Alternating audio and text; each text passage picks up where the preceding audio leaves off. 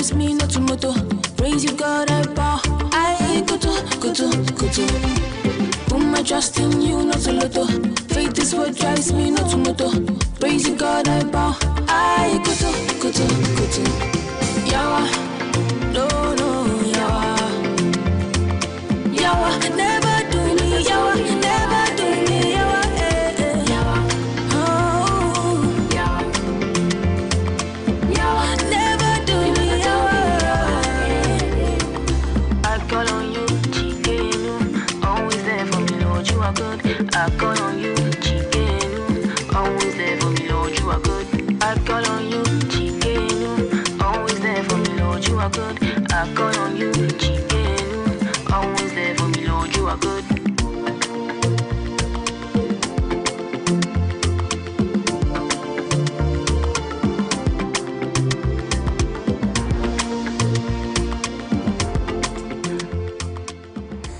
Indeed, our God will not do us, Yawa. This is my first time hearing this song, and I'm in love with this. I think I can sing one line in there. Yawa, you know, go do me, Yawa. And indeed, God will not do you, Yawa, at all. So whatever your problem is, whatever the burden, just lay it all onto Him, and He has got you always. Good morning, and welcome to the morning update on TV XYZ. My name is Nana Abenasewa, but Eric has some details. Eric has details. I have a special interest in this song. You know, this song was played by Jeffney. Yeah. She was then a second-year student at Wesley Girls High School. Oh, wow. The mother is a very good friend of mine, Lydia Opoku-Ahene. She's actually a pharmacist. And today is her 50th, or she's celebrating her 50th birthday. And so I don't know if she'll be happy with you mentioning her age on TV. This is a woman who has special affection for my daughters. I see her as a mentor for them because she's very hardworking. And as she celebrates her birthday, I felt because of the relationship, let me also make her proud because of the daughter. And I think I'm in love with her because not every African mother will go this length for their child. Yeah, she's gone all out. Yes. So celebrating 50 years, and TVXYZ and all old girls of Eburi Girls High School will also be proud to celebrate her. She's actually a leading or an executive member of the Eburi Girls Old Students Association. Oh, so she's an alumni. So Gisrael, Jill, and Adepa, we want to join you to wish your mother 50th birthday. So happy birthday. What do we have on the show today? Well, so as always, today we will give you newspaper headlines. And I like saying this, my co-host Eric will chair the newspaper review because he does it with so much passion. And then Nyansa Hedojome will give us details on some of the headlines that we will discuss in the newspaper headlines. The other thing that is exciting this morning is the fact that there's some high demand for the COVID-19 vaccines. Yes. Yesterday I took my jab. Oh. I took my jab. And, there was a long queue, and I could see people scrambling for it. And so it gives us that encouragement or that confidence that majority of Ghanaians. But Eric, how come you went without me? I thought we were in this together. Well, what has happened at the moment is for media managers, editors, senior journalists, and then subsequently all the others will join. But I understand when you go to the press center today, you are most likely to get your jab. Okay, then that's go there early if you want to get your jab. Yesterday, former President John Ajekum Kufuor, former President John Dramani Mahama, Asante Hene Otumfuo, Osei Tutu, and many other leading Ghanaians, people who have a lot of influence in society, also took their jab and have encouraged us to go and take ours. I woke up this morning feeling a bit uneasy, as if my because they did say that but because I knew that some people may have some kinds of reaction, I took it normal. But I can tell you that I'm very fit. Sometimes I think it's also the mind. The mind can play tricks on you also. One thing that is also trending, if you remember, is Daniel Domlevo. He is the Auditor General.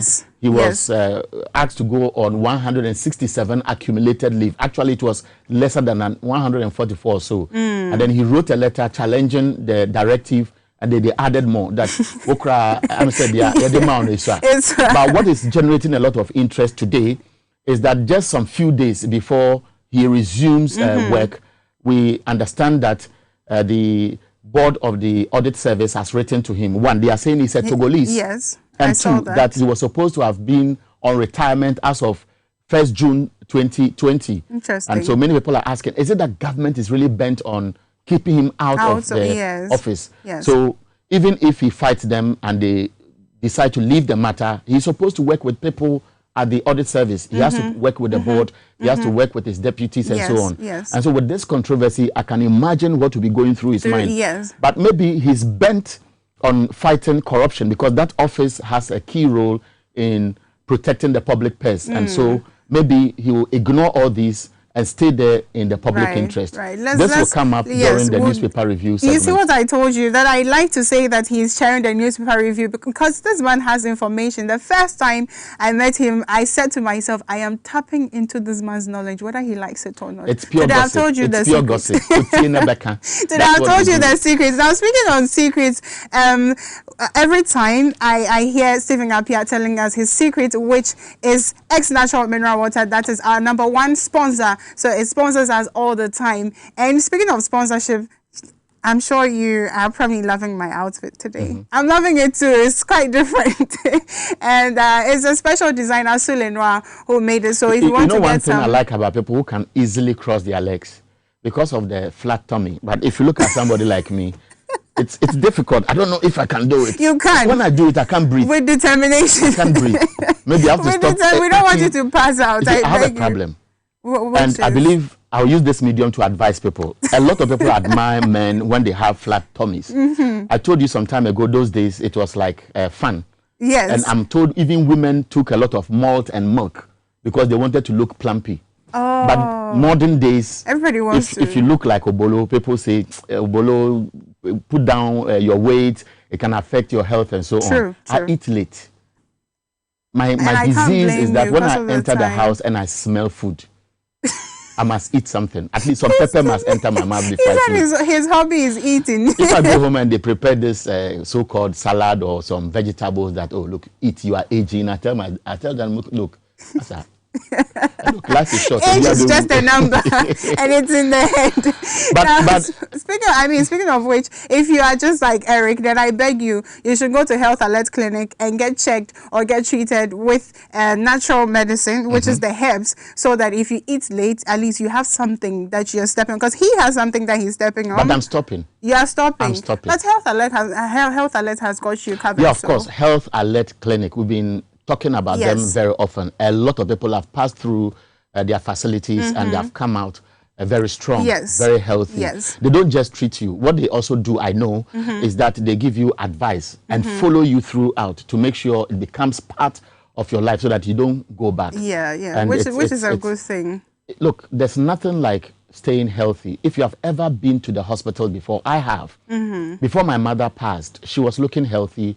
She had hypertension, she was diabetic, and then she was living with me, fell sick, and went to Efian Kwanta Government Hospital. She was detained for almost 2 days before she passed. That was when I appreciated life. That was when I had a lot of respect for health personnel, nurses in particular.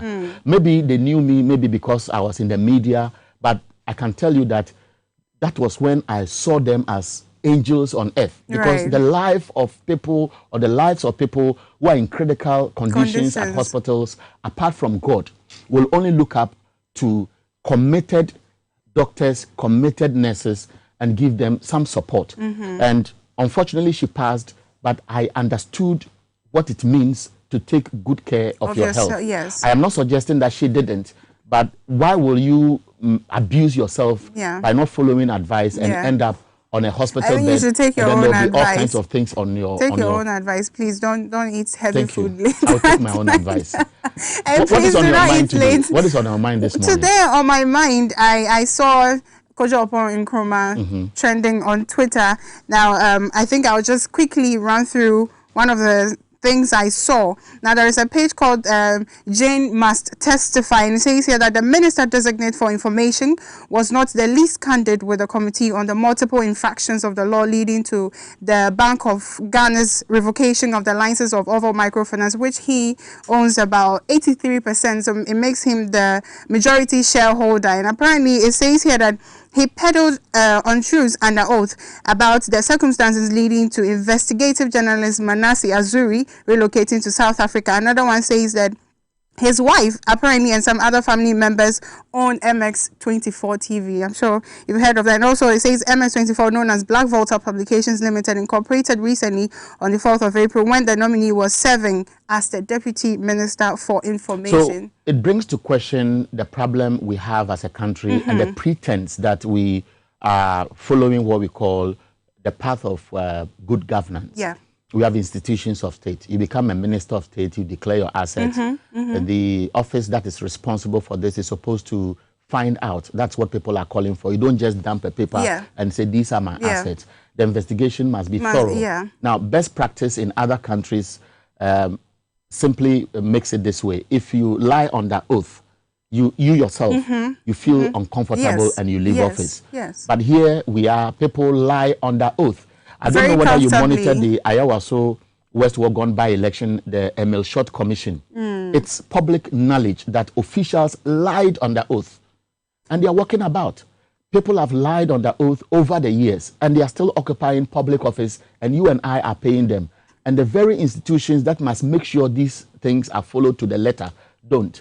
But what I have observed from yesterday, the tension that is building up, especially in the camp of the NDC, is that supporters are angry. They are suspecting that members of the appointments committee in Parliament who belong to the NDC side are either compromising what they assure them or they may have been influenced. Yes, I saw that. And so yesterday, I had a lot of conversation. Dr. Spio Gabra has put a statement out.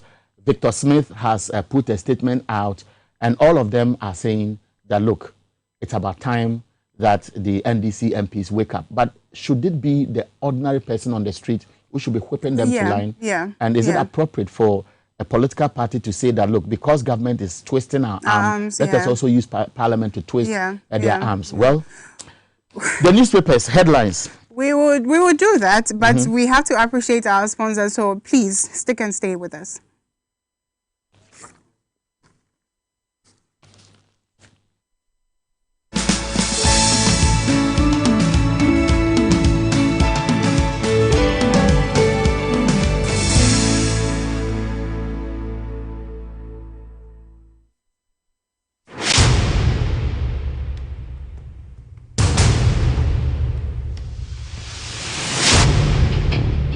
The average human body mass should have at least 60% water for optimal performance in any physical or mental exercise.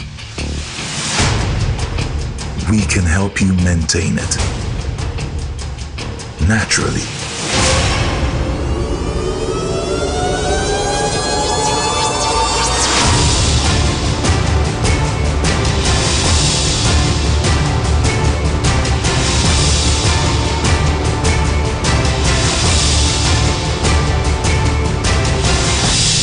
X Natural Mineral Water.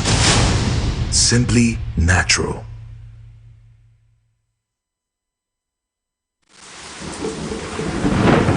Peace of mind is very essential in your journey to success. For Akwesi Papa, peace of mind means having a proper covering over his family. Literally. For Araba, aka Injection Mama, it's about having the funds to complete her advanced nursing course. And as for Corporal Odami, it's as simple as reporting on time for his shifts. Sometimes all you need is a simple push. At Needs Microfinance, we have tailor-made loan packages for salaried workers under the Controller General's Department. With the low interest rate and quick wahala-free process, you are guaranteed of a timely solution to get back that peace of mind, literally in 30 minutes.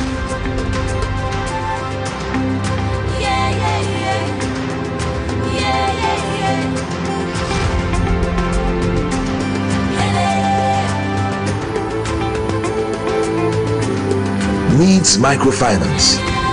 Growing with you.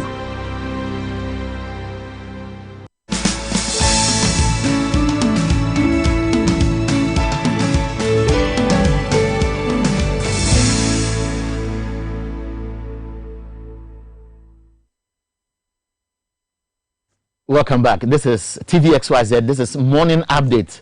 It's live on social media, Facebook and YouTube. And anytime you mention TVXYZ, remember Wezo TV, because they are partners and we use these platforms to help you follow conversations across the country. And also, we would like for you to join the conversation, just as you have been doing always. 2 consecutive people who have been loyal to us, Ablade and also Penicillin, Adrono, is constantly been contributing to the show. Thank you so much. And please try to also contribute as well. We always say this, that if you have any topical issues around you that you think is worth discussing, you can also send that through. And if we think that is worth discussing, truly, we would either bring you on board or even call you and continue the discussion. The number is 0555 0556 999 999. We look forward to your messages today. I want to start with the Daily Graphic.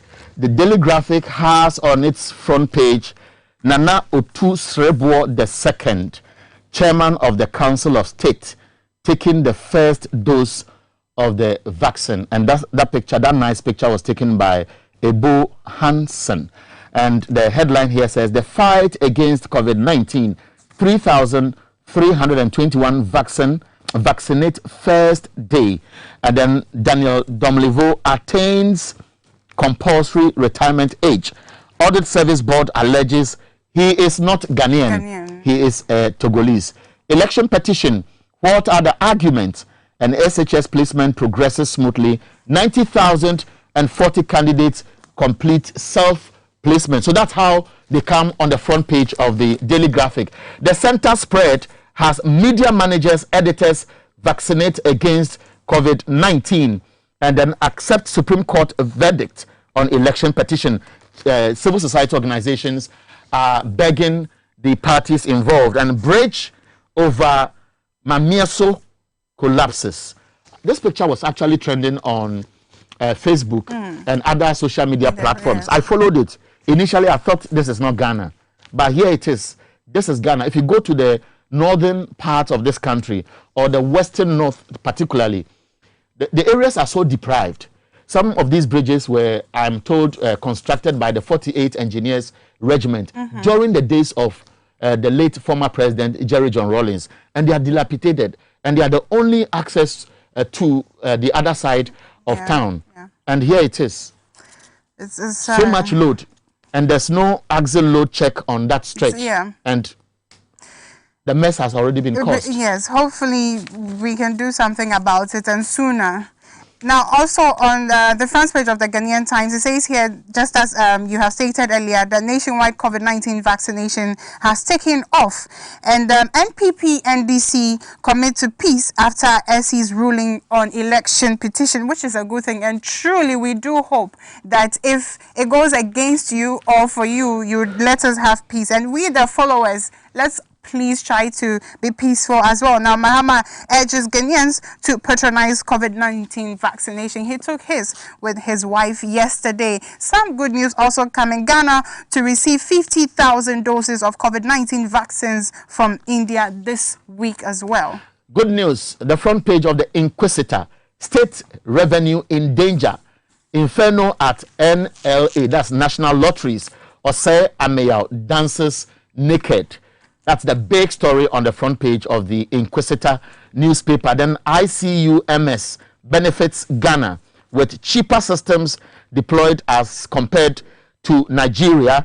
And Chirano chiefs wage war on LGBTQI. These are the stories on the front page of the Inquisitor newspaper, Abna. I have the Herald, and it's talking about, again, Kojo Oppong Nkrumah. It says that how Kojo Oppong Nkrumah's cup got full at the vetting. And also, Ken Ejapon reveals attempt to stop powerful Esla Owusu over bias closure of radio stations. Again, it says here that no oral addresses in election petition at the Supreme Court. But one interesting story is the daylight robbery at Bachona Spinkters. Another bullion van with car bank cash has been attacked.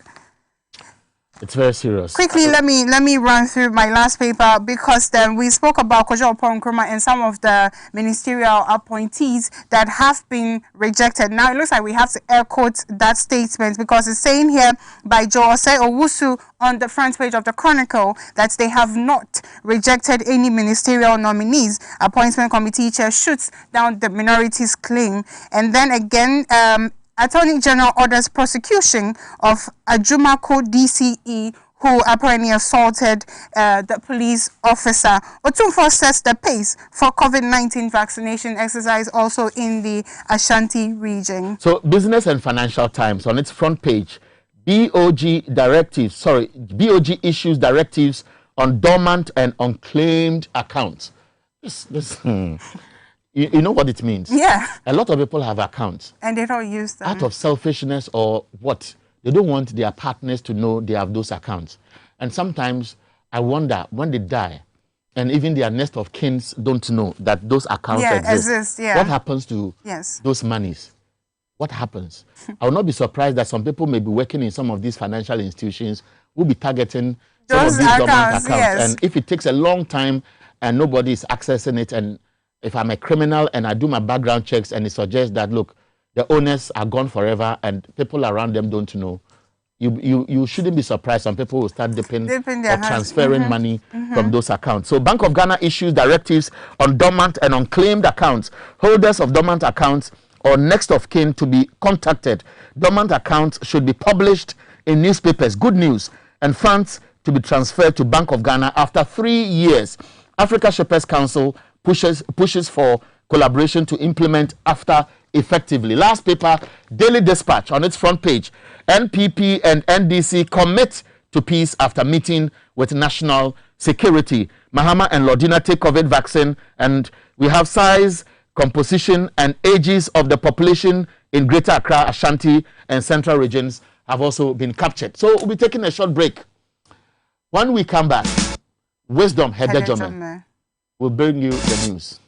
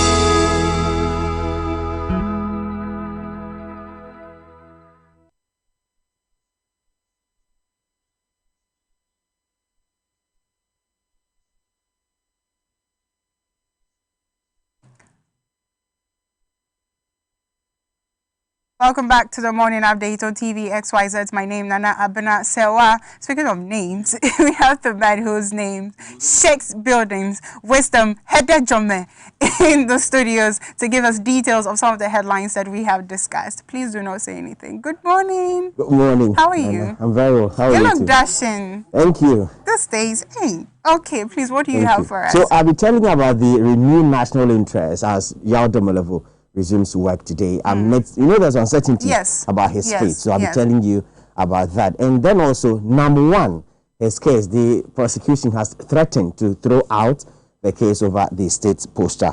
I'll be telling you about that. And the NDC is mounting pressure on the MPs at the appointment committee level over the rumors about whether some nominees have been rejected or accepted. You know, the chairman of the committee came out to say that the committee, and Mr. Haruna also made mention that the committee only recommends to the House. I'll be giving you details about that. And then vaccination ongoing. John Mahama, John Kufuor, and other top officials take their doses. It looks like all the John and Johns have got their vaccines. Of course. In Ghana, if you're not a John, you can't become president. You should try and henceforth, I have John somewhere around my name. Nana Abena Johnson John. Sewa. Take us away, Wisdom.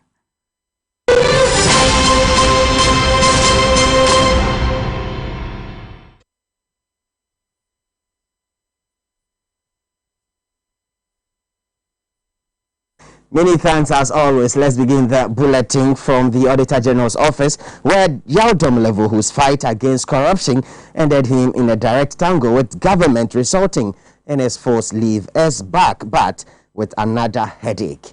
Government has started another agenda to get him out. Venue charges that he is a Togolese and was supposed to have retired.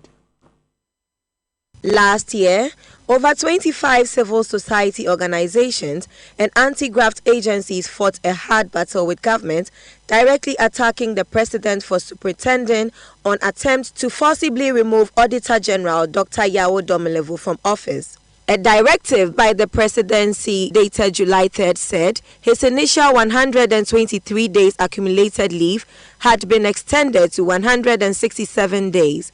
This was after the embattled Auditor General attempted to challenge the directive. Among other things, the Auditor General had claimed that the directive was a breach of the labor law and was unconstitutional. Government critics believe Mr. Domelevo was a victim of intimidation because of his exposé on the alleged scandalous Kroll and Associates deal and the $1 million surcharge he slapped on then Senior Minister Yao Osafo-Maafo. While on leave, another controversy broke over the change of locks to the Auditor General's office and the subsequent contempt case slapped on him for his failure to turn up in court. There is a lot of interest in his resumption of office and what will happen next. TVXYZ News will monitor and adequately inform you on any fresh developments. Meanwhile, the Audit Service Board is challenging the nationality and retirement age of the Auditor General, Daniel Yao Domelevo. Now, the board says Mr. Domelevo is a Togolese and was born in 1960, hence was due for retirement on 1st June 2020. But Mr. Yao Domelevo has denied. Let's do some politics now, and there is growing anger among NDC supporters, including some top party officials, over what they perceive as compromise by members of the appointment committee. Some have served strong notice such provocations after their sacrifices, and matters arising from how the 2020 presidential elections has been handled will be used against those serving on the committee.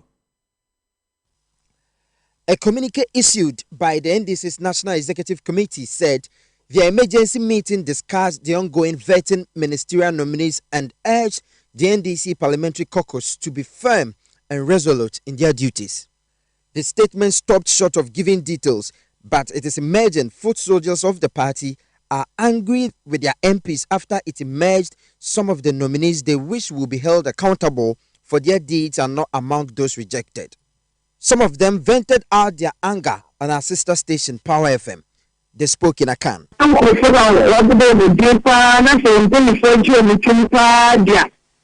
4 years to come, no be kwa. Ade. MPs no omni mahama sekwa. Because in conform bubo mudi, omu deserve one bit say na we ma appointment. And so omu to mahama, omu sa take one decision back. Since nyama enko ye, yanu binu ye nya bre papa. Ye nya pa na ya push you go straight no so. Dey so Supreme Court no, ye no omu nya na. 7 judges say na ati me back on. Na mo de me nya back on. My oni bibi. Omu no mo je mo tuno. Yen to aba mo bi mu nta. Nde akonya akoda ho. As the me say yes so mo ku yan kopo. Kan kopo na mo pan 2024. Omu sambe ku ya. Che omu ka say ombe sambe ye hobi. It is also emerging the agitation is not only among the rank and file, but top NDC officials. Former Trade Minister Dr. Ekospio Gabriel wrote, quote, I hope the Minority Caucus can learn from my experiences before the Parliamentary Vetting Committee. In 1993, there were 0 NPP MPs, but a parliament of 1 Eagle member and all the rest of NDC members managed to reject my nomination. In 1997, 100% of NPP MPs voted against my nomination. In 2014, 100% of NPP MPs again voted against my nomination. Do you think it's because I had committed any crimes or I was incompetent?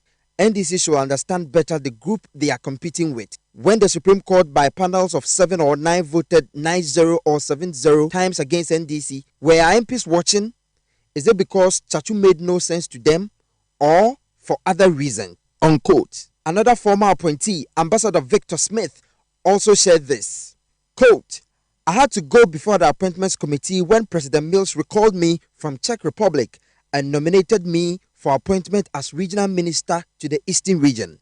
After a thorough grilling before the committee, then chaired by Right Honorable Dua Jaho, the NPP MPs on the panel refused to let me through by consensus and viciously singled me out to be sent to the floor of Parliament, where I heard comments like, you people think you can go and bring this mercenary from posting to come and do your dirty work in the Eastern region ahead of the 2012 elections. Thankfully, when it was put to the vote, some rational and reasonable minds thought otherwise, and I was given the nod. TVXYZ News is following this interesting development and will keep you updated. Meanwhile, the chairman of the appointment committee, Joseph Osei-Usu, has debunked media reports suggesting the rejection of some nominees. In the following report, which cites reasons for the action by the minority MPs, Mr. Usu says the House has the final say. News about the rejection of 3 ministerial nominees, Kojo Oppong Nkrumah, Mavis Hawa-Kumson, and Dr. Akoto Afriye, with the decision on 3 others, Communications Minister Designate Esla Owusu Ekufo, Godfred Dame for the Office of the Attorney General, Kweku Ajama-Menu for the Health Sector, and John Peter Amewu pending, has stoked heated public debate. It's rife that the minority MPs on the Appointments Committee rejected Dr. Owusu Afriye Akoto for being untruthful under oath. According to a leaked report, he unilaterally cancelled a horticulture contract with the Ghana Ports and Harbours Authority on January 11, 2021 without authority. The abrogation of the Fruit and Export Terminal contract of 2015 by the GPHA could lead to a $50 million judgment debt. Citing other reasons for his rejection, the minority MPs said, and I quote, the nominee was grossly insincere with the Appointments Committee on his special relationship with the director of AMG Company Limited, Ernest Appiah, and the latter's control of fertilizer contracts awarded by the ministry. They said the nominee was particularly discourteous, downright condescending, and offensively arrogant in his appearance at the committee, which is not the kind of attitude expected of a public servant. On the nominee for the Information Ministry, Kojo Oppong Nkrumah, TVXYZ News has learned the leaked report said he denied outstanding obligations to a company in which he was 83% majority shareholder, that is Oval Microfinance, despite the Bank of Ghana's examination report establishing the contrary. The nominee was quite evasive on his association with MX24 TV, which is owned and managed by his wife with other family members. On Hawa-Kumson, among other things, the report said the minister-designate displayed an alarmingly abysmal lack of knowledge on the sector. Meanwhile, the chairman of the Appointments Committee has debunked media reports which suggest the rejection of 3 of President Akufo-Addo's ministerial nominees. Chairman of the committee, Joseph Osei-Usu, in an interview said, and I quote, this committee has no power to reject anybody. Our duty is to make recommendations to the House. The House may refuse or reject our recommendations. There is nothing going on here which is final. And now to some controversial development, and some student of the Nalerigu Nursing and Midwifery College have been arrested by the police for twerking during an entertainment night. There is more. That's following a report.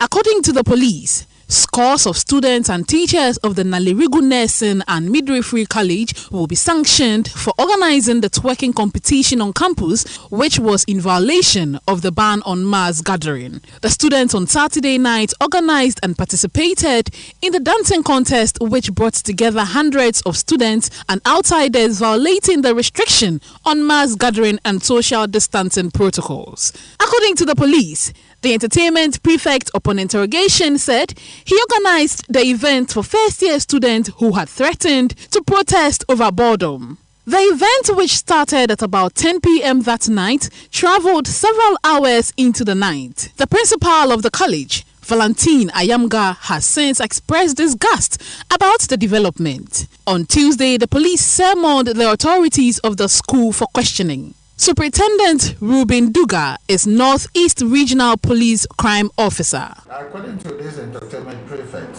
I will not be able to put the details out for now because of the investigation which has just commenced. But then he said he was organizing an entertainment program for the first year students who have reported barely a month ago and who complained entertainment fees, but nobody is entertaining them at the school. So he decided that he wants to organize such a program for them in order to calm down their kind of agitations.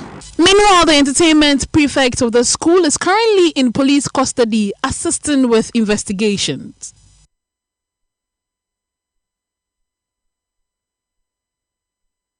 Now to the ongoing mass vaccination against the spread of COVID-19 has started across the country. Yesterday, former Presidents John Kufuor and John Mahama, who took the turn, urged the public to disregard conspiracy theorists. The exercise started with the President Nana Akufo-Addo, his vice and their spouse on Monday together with some selected top clergymen. The mass exercise on Tuesday targeted the most at risk and frontline state officials, including health workers, frontline security personnel, persons with underlying medical conditions, persons 60 years and above, and frontline members of the executive, legislature and judiciary.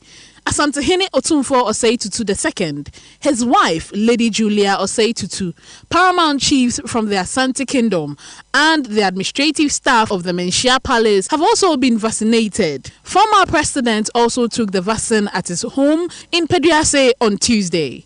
NDC's leader John Dramani Mahama, his wife Lodina, accompanied by other officials including Joyce Bawa Mokhtari and two medics, Dr. Edward Omanebuama, Dr. Victor Bampo, also arrived at the police hospital around 10 a.m. for their jabs. In a brief remark after his turn, he urged the public to disregard the conspiracy theories about the vaccine and get vaccinated.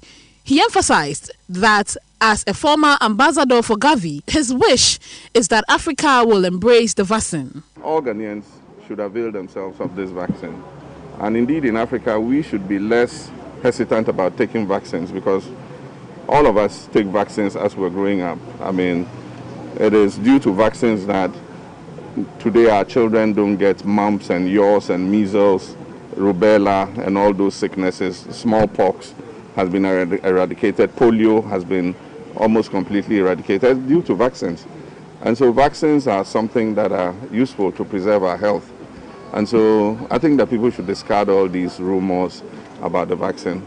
I agree to take it publicly so that I will send a message to everybody that these vaccines are safe and that all the funny rumors that are going around on social media are just hoaxes and that people should ignore them.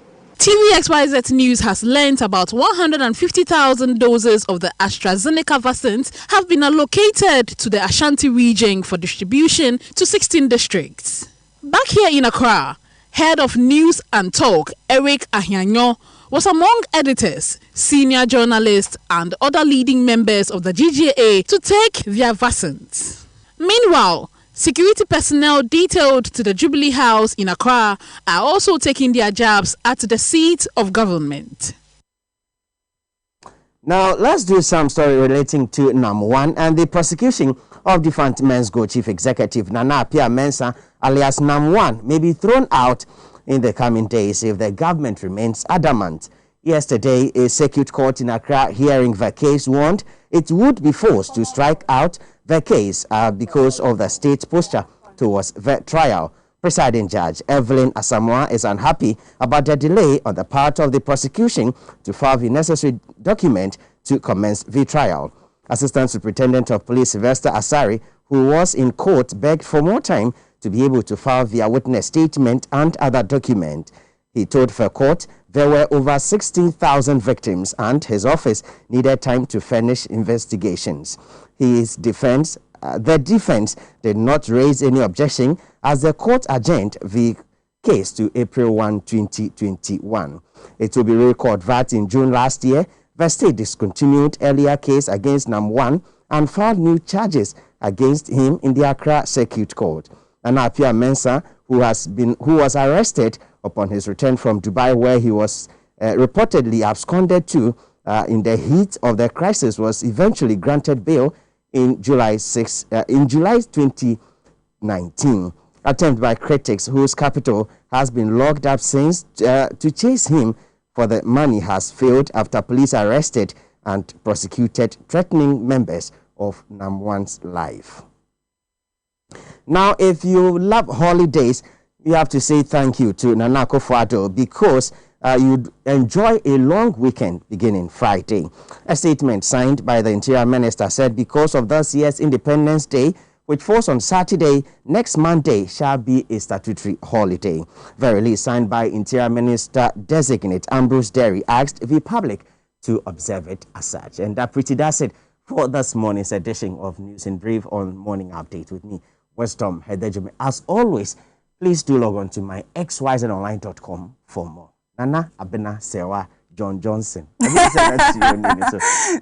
it right. Why are you so happy when I was talking about the holiday?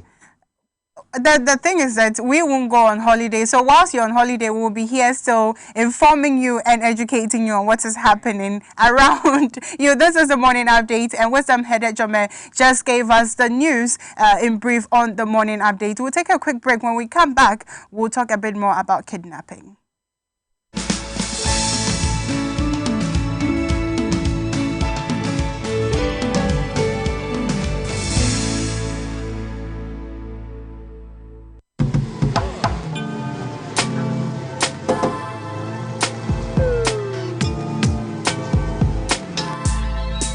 Welcome to AutoCheck Vehicle Diagnostic and Licensing Center. I hear my car can be checked here without going to so many Accra. Sure.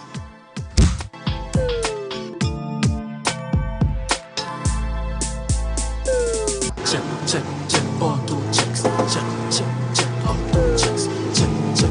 Emission, check. Check, auto checks. Alignment, check. Auto checks, check, auto checks. Brakes, check. Visit AutoChecks at Koforidua Aquadum Road for the roadworthiness of your vehicle, from saloon cars to heavy-duty industrial vehicles. Madam, your car is now ready for the road. Thank you so much. AutoChecks. AutoChecks, check. AutoChecks, your safety, our priority. Check, AutoChecks.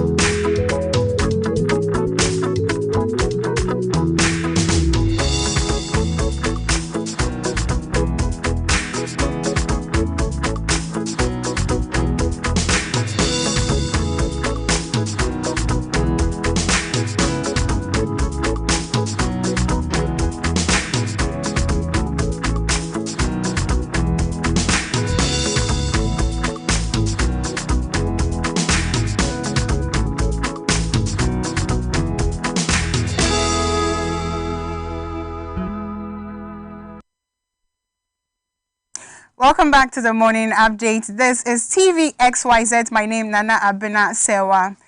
I did mention that when we come back on the social segment, we will talk about kidnapping. Now, I'm going to briefly say that in 2018, there were about 70 reported cases of kidnapping, and then it moved into 2019. Now, we still have this ongoing. So we ask, what is the police doing now? We know that the police is doing a lot, and there's a lot on their plate. We have also heard a few times that they are not well or adequately equipped to sort certain things out, but still they are doing their best, and they need to be commended for what they are doing. There has been a kidnapping case in the Ashanti. The chiefs were kidnapped, but by the police swift intervention, they were able to intercept the kidnappers and take the man back. And so he is in a hospital now taking treatment because he was beaten. He had some few bruises. I'll be talking to ASP Godwin Ahianyo, who is the PRO for the Ashanti Regional Police, and he will give us more insight into the matter. Good morning, sir.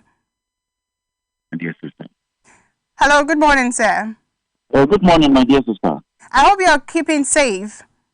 I'm very fine. Oh, we thank God. Now, we have heard about a kidnapping case that happened on the 1st of March, and you intercepted the situation, and so the man was saved, and about 7 suspects have been arrested and are in police custody. Could you kindly take us through the events, please?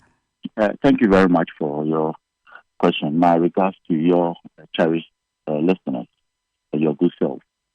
Let me say that, yes, we are holding the 7 suspects for kidnapping due to the fact that they played a role in taking the chief hostage. Right. What happened was that the police command center in the region received a distress call that the said chief had been kidnapped by some unknown persons to somewhere they don't know of. So the police had to call in the patrol teams. Luckily for us, the Konongo Divisional Patrol Team intercepted them around Kubiasi in Ajuso, and then rescued the chief and then apprehended the suspect. Right. Initially, we didn't know the motive behind the kidnapping. So they were sent to the Konongo Divisional Headquarters and their statement taken. Right. Later on, they said they were going to overthrow the chief, whereas it is not their duty to do that. So the action alone mounted to kidnapping. That is why we decided to put them before court this morning and then prosecute them in order to serve as a deterrent to any other person who would want to take the law into his own hands and then do something of that sort. So if you ask, I would say yes, we are holding them for kidnapping because of their role they played in abducting the chief to where they were. Wherever they were sending him to, nobody knew of it. But the mere fact that he was taken hostage and put in a vehicle and was being sent to any place amounts to kidnapping. So this morning, these gentlemen, who are 7 in number, will be sent to Juaso District Court for the necessary prosecutions to continue from there.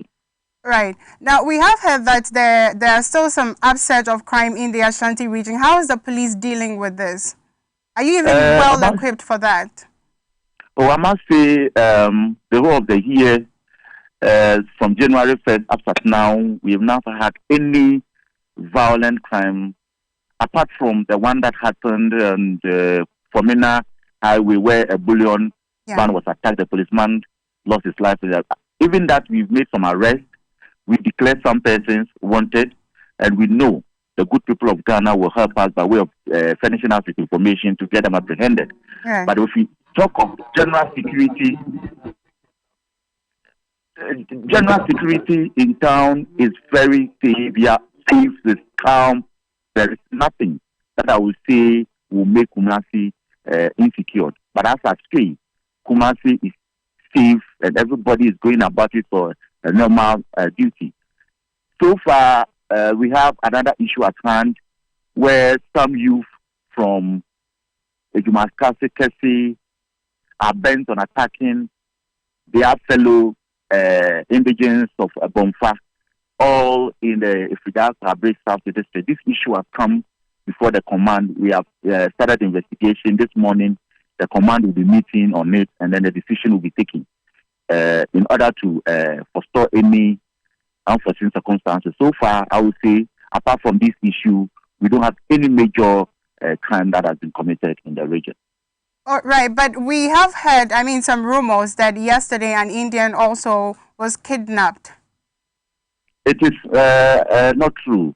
Yesterday in the afternoon, a brother of that missing Indian reported to Asokwa Divisional Police Command that his brother left home on Friday and has still not returned. So we quickly had to send in our investigators to start with the investigations and then publish him as a missing person. So yesterday we published him on our social media platform, that is the Ghana Police social media platform, and then it was given to the media houses to also announce it for us. Fortunately, in the evening, somewhere around 9 p.m., the brother called back to tell me that he has returned home. So I've asked him to go back to Asokwa where he initially lodged the complaint and then inform them about the update so that police will invite the brother for some questioning. So if you say kidnapping, then I would say that is false. The man has been found, he's back, and he's with the family. This morning, we'll be inviting him to the Asokwa Divisional Police Command to assist us with the investigation. Right. Thank you for that clarification. Now, moving forward, how do we ordinary citizens avoid walking into the traps of such people? Let me say that during festivities, normally people take advantage, criminals take advantage to perpetrate their crimes. So we always advise that when we approach such festivities or when we go out to celebrate during these holidays, we must ensure that our safety is paramount to ourselves, because we are out there to ensure that we protect the citizenry. But it is also your responsibility that as you go out, you make sure you don't fall prey to the activities of these criminals. But I will say, Kumasi is calm. We are safe. Everybody is safe. We will continue to protect the good people of the Ashanti region. Right. Thank you. Now, we also did, we did some stories here not long ago with regards to the tomato transporters being harassed by robbers. And after a while, the police assured of escorts over there or to and from their destinations. How effective has this been so far? Let me also tell you that since that report, the Inspector General of Police and his team from the headquarters proceeded to the northern region, the upper east region, as well as the Ashanti region. Measures have been put in place to ensure that these people move about their activities without any hindrance or without any criminal attack. So I must say measures are on the way to ensure that they are safe as well. Well, which means they haven't been implemented yet, or they have been implemented? And if yes, it has been implemented. Our men are already on the road. Even before then, we were patrolling the highways, and then this incident started happening. So we have augmented the strength of the officers on the highways, and anything that is supposed to be done to protect them has been done. Right. So far, there hasn't been any more reported cases with regards to such incidents. So far, in the Ashanti region, we've never had any case of robberies on the highways, if my memory serves me right. Okay. All right. Thank you, sir, for talking to us. We are very grateful for the insight. It's been very educative. I'm also grateful, my dear sister. All right. So then we spoke to the Ashanti Regional PRO of the Police Department. His name is Godwin Ahianyo, and he gave us insight into the chief who was kidnapped on the 1st of March. But luckily, the police intercepted on time. And so he is safe. He has been taking treatment in the hospital. The suspects, as he mentioned, will appear in court tomorrow, and we will know what will happen after that. We will take our newspaper review, but before we do that, I'll quickly run through a few things. Now, this segment was proudly brought to you by Health Alert Clinic. Health Alert Clinic deals with certain chronic diseases like diabetes, hypertension, stroke, numbness, waist and muscle pains. They use machine treatment for that. If you also have ulcer, you have prostate issues, or even menstrual cramps for the women, a Health Alert Clinic has got you covered. Also, if you have chronic body pains, waist and bone pains, typhoid, bad cholesterol, gonorrhea, syphilis, Health Alert can take care of that. Also, if you have dizziness or even white and you cannot sleep, just go to Health Alert Clinic. Hepatitis B, I keep saying all the time, is not good. It's really one of the worst things that you can go through. So please walk in there and they will check that out for you for free. And if you test positive, I'm sure they will take care of that as well. Or you can call them on 0242 518893 or 0242 518865. Health Alert Clinic, let's go herbal. Not forgetting X Natural Mineral Water, simply natural for always and constantly supporting this program. Now today, if you have been liking my outfit, then it was done by Sulet Noir. You can follow her on Instagram. She is at Abelinkwe and she would get you covered for all your events. This once again has been the social segment on the morning update on TV XYZ. My name is Nana Abenasewa. My co-host Eric Ahianyo will bring you the newspaper review. So stay tuned.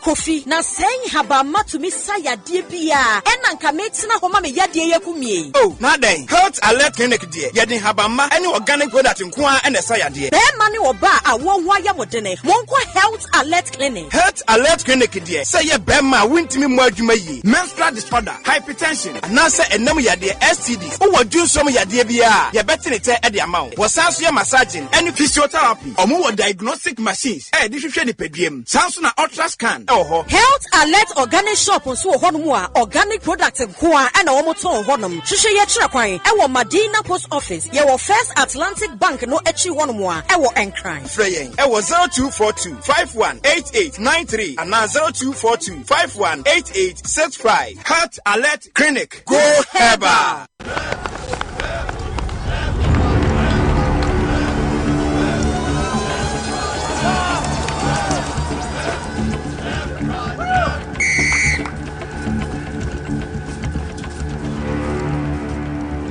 We are one man short. Should we invite him? Yes. It be old cargo. Can I join you guys? Yeah. Always drink fresh, natural, X, mineral, water.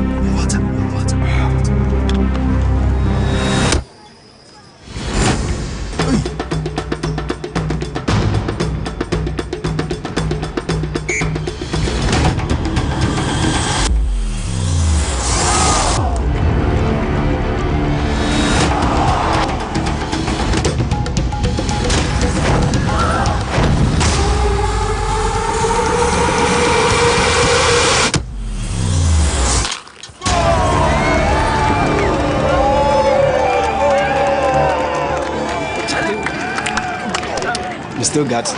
Always keep hydrated naturally. That's my secret.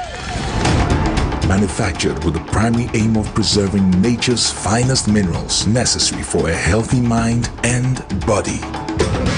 X Natural Mineral Water. Simply natural. So we don't like bad energy. I don't know what bad energy is, but I believe you understand. It's just not good. Just wake up and then have a positive mind, regardless of the challenge, and move on. This morning, I'll be doing the conversation with two known guests. One is Nana Bediako Dansa Apia. He's a member of the NPP's National Communications team. He'll be joining us shortly. But also in the studio is Ibrahim Mutala Mohammed, the MP for Tamale Central. Mutala, good morning. Good morning. How is it? Well, we can't complain. Is it that your return to Parliament has softened you? Because you are talking Boko as if you are afraid of the microphones. Maybe I'm just responding to the... Or you are charging slowly? I'm responding to the frustrations. Okay. Almost every Ghanaian goes through, except those who belong to Nanado's family. But there are people who also assume that some of you members of parliament are privileged. So you are living in comfort and you are not going through the frustration some of us see as ordinary people. Well, being a member of parliament is a privilege opportunity. And I say privilege because out of 30 million people, you have the opportunity to be one of the 275 members of parliament. It's a privilege as in that perspective. But it is more a responsibility as someone who represents a constituency and a constituency that is expecting a lot from you. It is extremely challenging. And I've had the experience of representing a rural constituency before. That was in Nantong in the Chief Parliament. And I could see poverty. I know and I still, understand what many Ghanaians are going through. I can understand the fact that, in this age and time, there are still communities that struggle with cattle to drink water. I still understand that there are women who do not, or men or people in societies who do not make an annual income of 90 Ghana cedis. That is a year. So I can 90 Ghana cedis if you look at the poverty index of Ghana, the assessment, I don't know what has happened now. The last time I checked, 90% of the people in Upper East could not earn an annual income of 90 Ghana cedis. 80% of the people in Upper West could not earn an annual income of 90 Ghana cedis. 70% of the people in Northern Region could not earn an annual income of 90 Ghana cedis. And 60% of the people in Central Region could not earn an annual income of 90 Ghana cedis. That is the level of poverty in this country. I have had the privilege of going around the whole country. Yes. And I understand the poverty levels in those areas. Yeah. Access to electricity, water, bad roads. Yeah. The weather is mostly dry. Anytime it rains, the area gets flooded.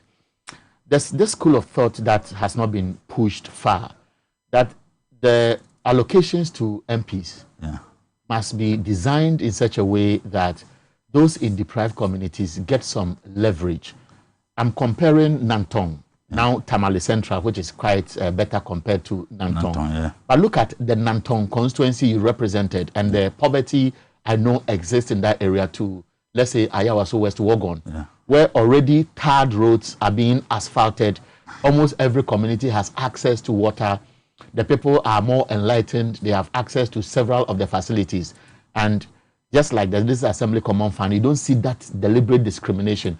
Would it be necessary for an MP like you to maybe lobby for a certain motion that should address, to make it less difficult for some of you to manage your constituencies?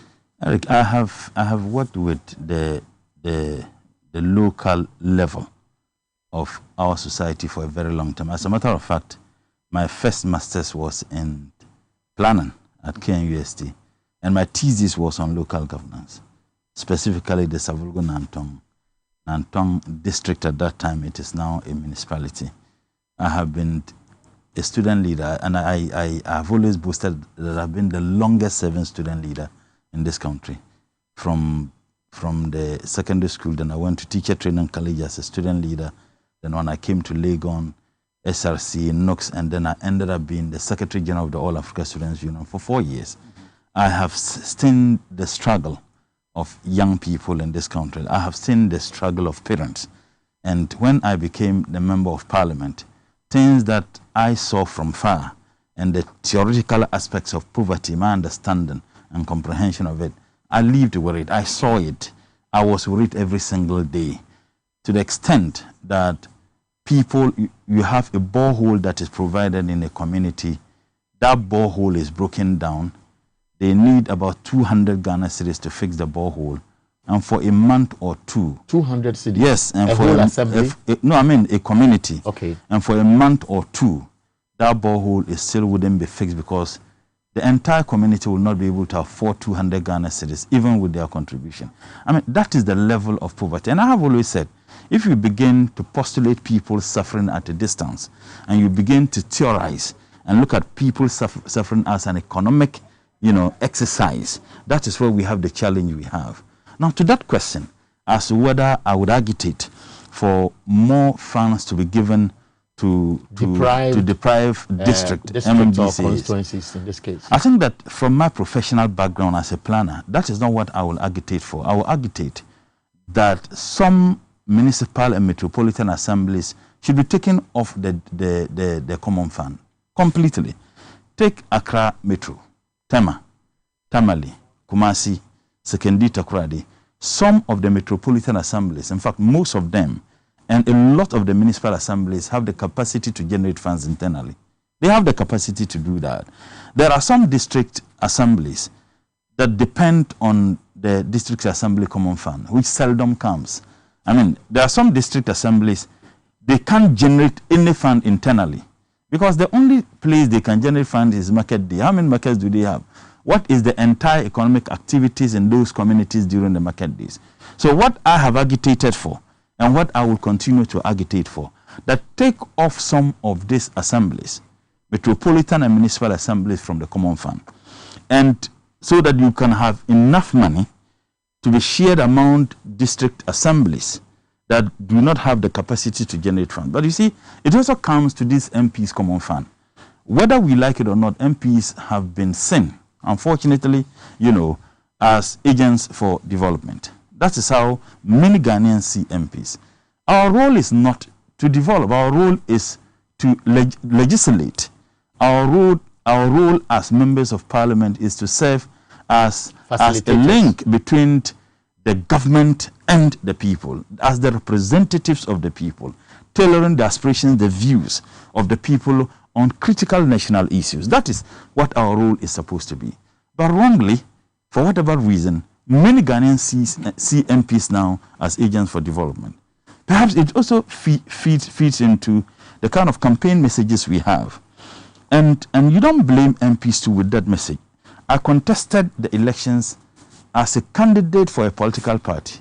And mind you, the reason why when a person cross carpet in parliament, you forfeit your seat as a member of parliament as enshrined in the 1992 constitution. When I was going to file, I didn't pay for the filing. The party paid for me. But you have money to pay. I'm saying that the party pays for you because you are contesting on the ticket of a political party. All the MPs, your party will pay for your filing fee. So ab initio, when you get to parliament, you are representing, even though a constituency, but you are there representing a political party. We will look at that because my second guest is about to join us. It's an interesting conversation, but this is just on the lighter side, just to weigh his opinion on how Parliament can be empowered as a tool for development. I've always thought about this. The national cake that we share, is it really shared appropriately according to the contributions by everybody?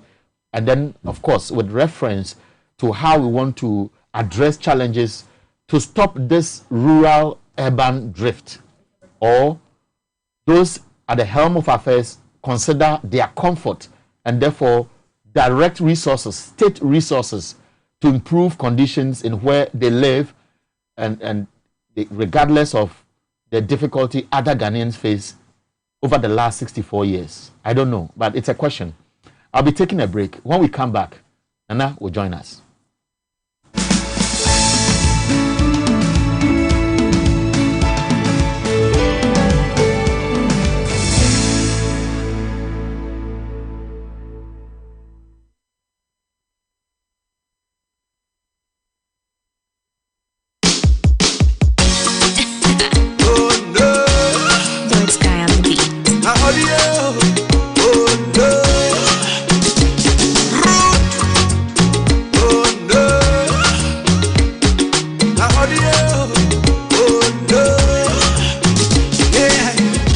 Everybody reach for Instagram.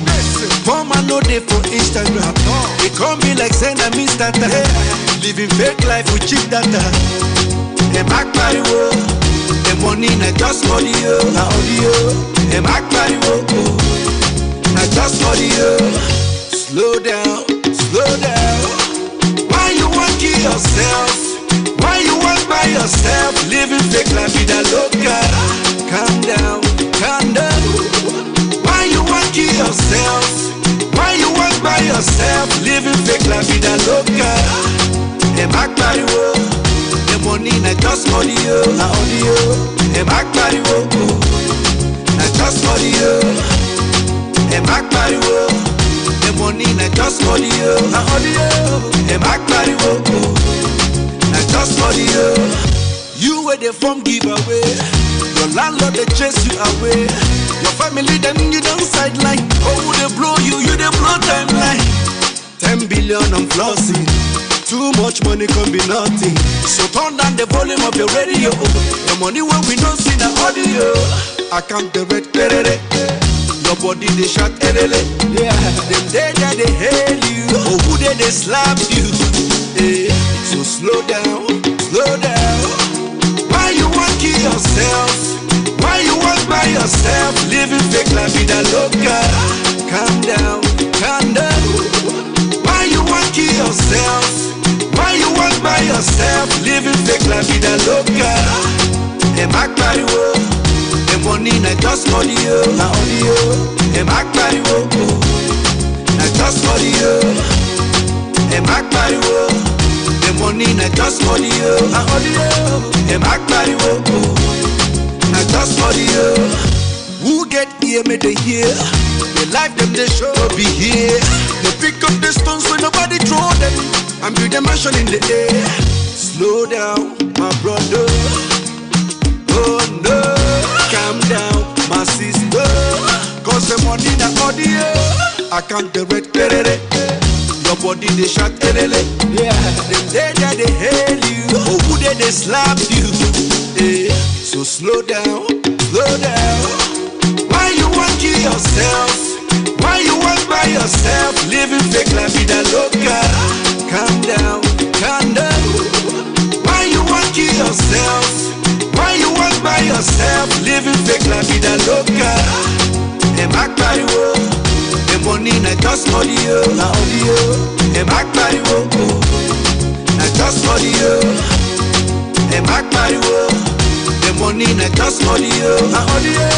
A Mac Pariwo, na just money. Welcome back. This is Morning Update on TVXYZ. Don't forget, you can also follow our conversation on social media, Facebook and YouTube on Wezo TV. Of course, you can also catch us live on Facebook and YouTube.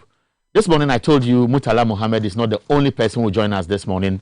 Nana Bediako Dansa Apia is a member of the NPP's National Communications team. Is also with us. Nana, how are you?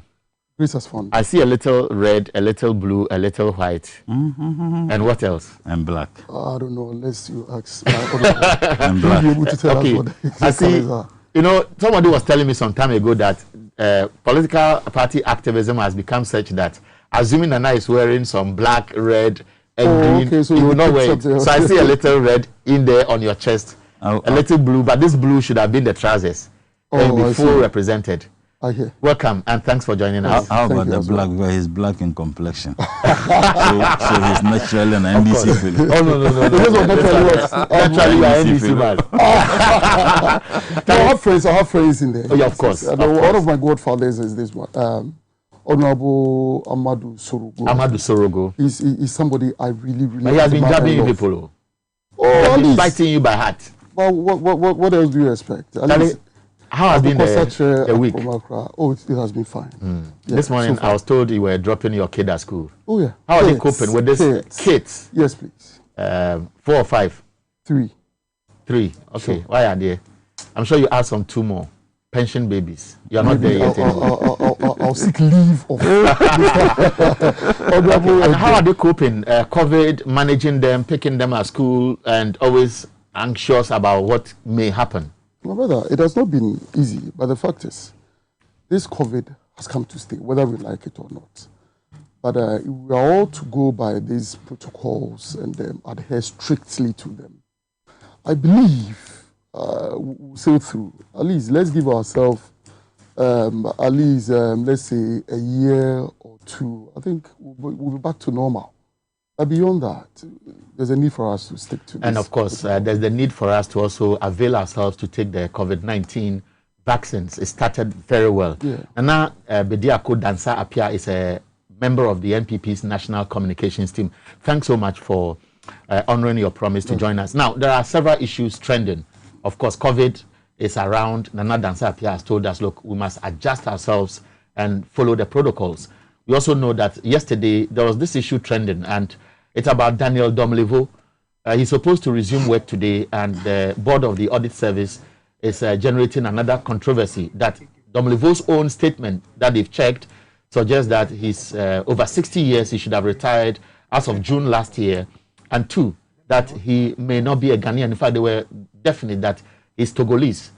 We also know that the Appointments Committee is continuing its work, and very soon the list of those approved will be out. But the controversy again is, have some of them been rejected?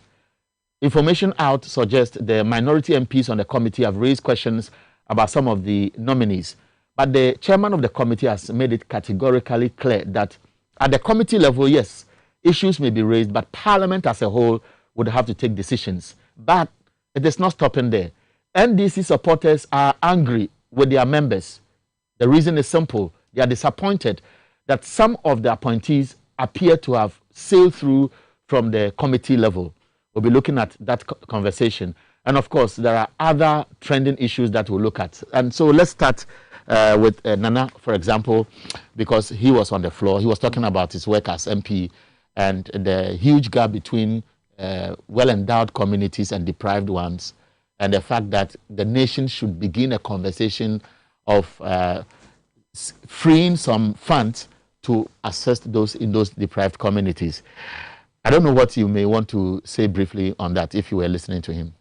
Oh, I wasn't listening, but okay. The fact is, at least you've given me a gist of what he was saying. You see, when we go through or we scan through Ghana, where I come from the Achim area, that is Achim Oda. It is not as deprived as our brothers from where Honorable Mutala comes from. Or some parts of the Western North region. Sure. I'm even doing some project in the Western North or something. So at least when you go there, you see the level of poverty in that area or those particular areas. So you see, there's a need for us to bridge this gap between the rural folks or this rural-urban migration, where I tend to agree with Honorable in terms of the release of funds for developmental projects. But the question you ask yourself is this. These MPs' common fund or these district assemblies where monies are channeled through their bank account or their offices, what do they do with these monies? You get some MPs, some municipal chief executives, district chief executives, having to take these monies as their own private monies and then use it for other things which in the way use their own personal benefit. You get it? So up until we all sit down as a country, have a national debate as to what we intend doing with our people from certain part of the country. You quite remember of these irrigational setup in the northern region where our brothers from the opposite side of the political divide made a lot of, I wouldn't want to use the word, made a lot of submission to the effect that all these irrigational projects, the one district, like one factory, are not in like they are not in views or like it's not functioning. They are not making the expected impact. It's not that they are not making the expected impact. The point is they are saying that it doesn't even exist at all. You get it? So the fact is, at least some of these things that let's say the president or other people had brought in, let's all sit down, have a national debate. What do we intend doing? At least we'll cut the gap or bridge the gap from our brothers or sisters having to come all the way from the north to the southern side. At least most of them, if time care is not taken, at least those are the reasons why we see this traffic jams or what have you. And at least when somebody also comes from that place and comes down, at least when he gets small money, he also needs to buy a car and that kind of thing. So I believe that. Oh, you see. You go on. I believe that we sincerely need to at least bridging the gap. It is not for any reason why the Constitution makes provision for this ethnic balance or something when it comes to the selection of ministers. All these things come to play. So I think that's okay. So that is Nana Bediako Dansa. Is it Apia? Yes, please. Apia, yes, please. The first submission, obviously, the conversation on what has been reported now starts. Now, let's first look at what is likely to occupy the rest of this week and next week. But Eric, I thought you would have just given a minute. I could certainly not have been. More food to I could certainly not have been amazed. Okay. You know, than what he said. I mean, attributing to traffic jams with regards to the exodus of people moving from other parts of the country to Accra. It has nothing to do with that. It has to do with terrible planning. I mean, I'm a development planner by profession. It has to do, in fact, if you go to Washington and you go to the Central Business District, traffic doesn't flow as you find in Hyattsville and other places.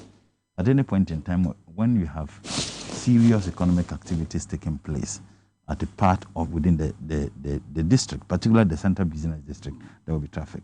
It has to do with how we plan. And in any case, those who move from those places and come into work here or any parts of the country, the focus is not just about they having cars. We need to understand the level of poverty in this country. In fact, peri-urban poverty is more serious than poverty in the rural areas. Those who live within Accra and those who live within Kumasi, Tamale, the suburbs, can you raise your voice a little? I'm saying that peri-urban poverty, those who live, or urban poverty is even more serious. For example, if you go to the rural areas, they may not have fiscal cash, but they will have abundance of food. Sure. There are people who live in the cities who neither have cash nor food. So the poverty of those people is even more serious. A lot of the challenges, the imbalances of our developmental trajectory in this country and in most African countries, you know, has to do with colonial activities. You had so-called colonial masters who came, who were focused on gold, manganese, diamond, timber. If you observe, I mean, when we're growing up, you read the GHS Social Studies book and they tell you that Guggisberg is one of the best governors. What did he do? He built the rail line from the western parts. The rail lines were built along routes that they could exploit and rob our resources the more. Timber, bauxite. You observe all his developmental plans. That's how. And in our history, this is what we have been taught. You see, the people of the North were denied formal education 150 years. And they also had access to free education. No, I'm coming. For a number of years compared to people in the South. No, you see, you don't make the analysis. You know why it's wrong? They were denied formal education 150 years. Whereas the people in southern part of the country were exposed to it. And mind you, exposure to education is also a means of fighting poverty. Once you are educated mentally, you'll be able to make do, I mean, to be able to come out with opportunities and others. Because one, if you are educated and you are looking for a job that they need basic education, that was even an opportunity. 150 years, we are talking about a century and a half that people were denied by the so-called colonial masters. Now, when you talk about the free education, and when I listen to some of those analyses, you see, that free education, I'm coming, it's important, because I have listened to a lot of this analysis. That free education which Nkrumah instituted, how free was it? How free? It doesn't mean that people were not paying school fees. And it also doesn't mean that people at the South had the same opportunity. Exactly. When you live in a country that every single group of people contribute towards the development of the state. I may not have gold, I may not have diamond, just like people in Volta region, when they didn't have gold and diamond. But there is a way they contribute towards the development of this nation. There is the way the people of the North contribute towards the development of this nation. It's a simple contribution of each. Now, when we want to reduce the contribution towards the development to who has what natural resources, then that is why we're missing the point. So is that what really is happening over the last 60 years? i.e. deliberate discrimination of the distribution of resources based on where people come from. No, I'm just I had looked at it as a national basket. No, I haven't said that. When you said would decide to allocate the resources depending on. No, Eric, when you said that they were given an opportunity to have free education and people in the South were not, and I'm saying that there was a deliberate colonial effort to deny a section of people 150 years. Now, when you attain independence and you think that you need to correct the wrongs, 60 years can be matched to 150 years. Well, that is the point. This, I don't know, but if you would not mind, this is just a teaser of a major topic that we need to spend time to look at, because the angles are varied.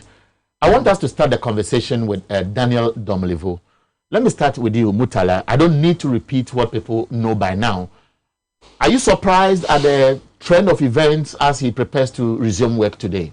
I am not surprised, because nothing surprises me under Mr. Nana Addo as the President of the Republic of Ghana.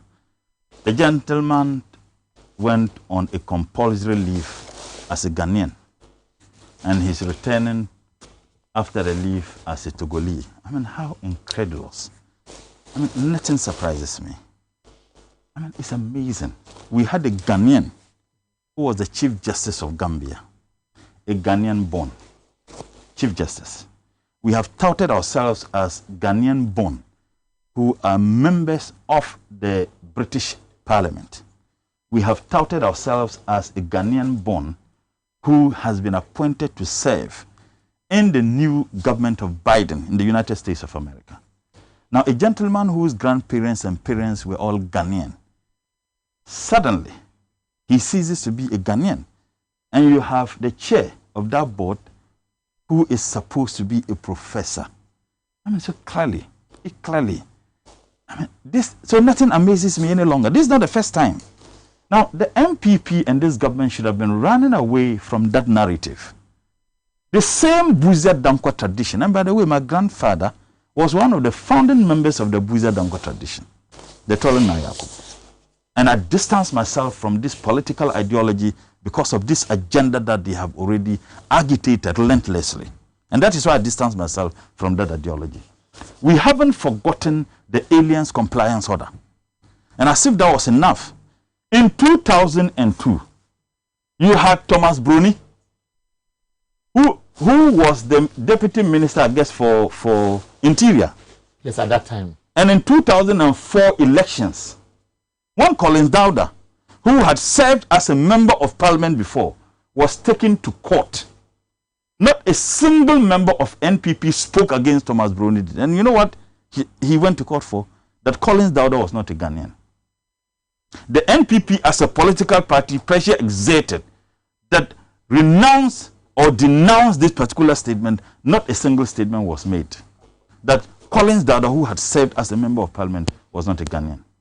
You see, President Nana Addo promised the people of this country he was going to fight corruption. Unfortunately, corruption is now fighting him. He is now fighting those who are fighting against corruption. What is the gentleman's crime? The gentleman's crime was that he refused to dance to the tune of corruption. And in fact, I can tell you, the most corrupt leader ever in our history is Mr. Nana Addo. Are you not overstretching this commentary? Because the Audit Service Board obviously made reference to verifiable facts they sent to him by way of correspondence. And he responded. In any case, even people question the legitimacy of that board. Mind you, under in the Constitution of the Republic of Ghana, the appointment of ministers or appointees are conterminous to the appointment of the appointing authority. And in fact, there have been some challenge. And Professor Jampo and Co., if you check in some of his writings as IEA, they have written extensively on some of these issues, particularly when it comes to chief executive. Mind you, we haven't forgotten the gentleman at Rich Hospital, you know, under the same government. When he went to court, he was challenging the legitimacy of the decision to take him out of office. Mr. Nana Addo and the MPP stood their ground and said he had to go. Now you have a board which was constituted. And as far as some of us are concerned, the tenure of that board ends with the administration that constituted the board. Now the president asked him to act. So he described himself as the acting chair of that board. If the board ceases to exist, how could a person assume to himself as chair of a board that ceases to exist legally? Now, I don't want to look at even the legality of the existence of that board. Is it not shameful that Mr. Nana Addo, who touts himself as a human rights lawyer, glaringly sees an absolute violation, an affront to the fundamental rights of a citizen of this country? Since when has the man been identified not to be a Ghanaian? And in any case, he indicated saying that, look at my passport, and there are affidavits in support of his claim. But today, affidavits no longer matter. No, but I saw in one of those letters, because there are a series of them, and if my producers can maybe dig under the dig for them, I'm sure they'll be sharing some of those letters on the screen as the conversation goes on. But I saw in one of those letters reference to the fact that at the time he was changing the date of birth from, I think, June 1st, 1960 to 1961, there is no traceable record that suggests that he swore an affidavit and did those changes. Look, is it not strong enough to there are many people in this country who have gotten their birth certificates. Some of them after university, some of them before they go to university, until the time GHS demanded now that you need to come and before you register, you must provide your birth certificate. Many people, to tell you the truth, got their birth certificates after growing up. In most of the rural areas, there wasn't an opportunity to have a birth certificate. I'll give a classical example. My son was delivered through cesarean at the police hospital. And I've, in fact, where's your yes, at the police hospital. And then when my son was delivered, we decided to call him Amadou. You know, ideally in Ghana, they call Ahmed. At the police hospital, they have birth and death decks for birth certificates. So my wife had followed for us to have the birth certificate with all the credible evidences that the boy was delivered at the hospital through cesarean. You had a woman there who challenged her nationality because for her, Amadou is strange. It's supposed to be Ahmed. That Ahmed is an Arabic name. It's an Arabic name. It's not a Ghanaian name. Now, this is in Accra, 2018. Now, how more or less those who were giving birth to in a remote rural area somewhere? So you are, and that is why I said, I'll tell you one thing. My birth certificate, I did my birth certificate when I was grown. And you know why? My family could tell me that one of my sisters, my father had 4, one of my sisters was given birth, number of days that I was also given birth. I could easily find that there are many people. In any case. Okay, so, since when did they realize? Screen, I'll allow you to come in again because Nana has been sitting there. But if you check, one of the letters has on the screen. In your letter of reference, I was trying to read on the screen, but as people are watching us, it's on the screen. They can read along as Nana comes in. Nana, he has raised some interesting issues. I don't know how you react. You see, the point is this. We politicians, if care is not taken, will destroy this very country with our double standards. You see, Honorable made a statement to the effect that somewhere in Gambia, we have a Ghanaian as a CJ or the Chief Justice of that country. As we even speak, in the UK, one gentleman by the name Quatin is a secretary to their business or something like, more or less like of Parliament. Yes, like more or less Minister for Business Development in the UK. But ask yourself this very question: what is, or what are the laws in the UK as compared to these laws in Ghana? If for nothing at all, Honorable that is here, I know that he has an LLB, so he does appreciate the law the more or the better. Let us go to this constitutional provision. Article 8, as amended in the Constitution, makes a statement to the effect that there are certain people who cannot hold the offices of Chief Fire Officer, IGP, and what have you. I want to ask Honorable, this case of Smiler Bell versus Adamu Dramani case. A sitting member of parliament was taken to court for reasons being that he had other nationality status. Here in Ghana, we do not have this dual citizenship where someone could hold office because of allegiance, where you can be you can be a citizen of another country, then you hold or occupy an office as, let's say, a public servant. The Constitution is clear. It is here.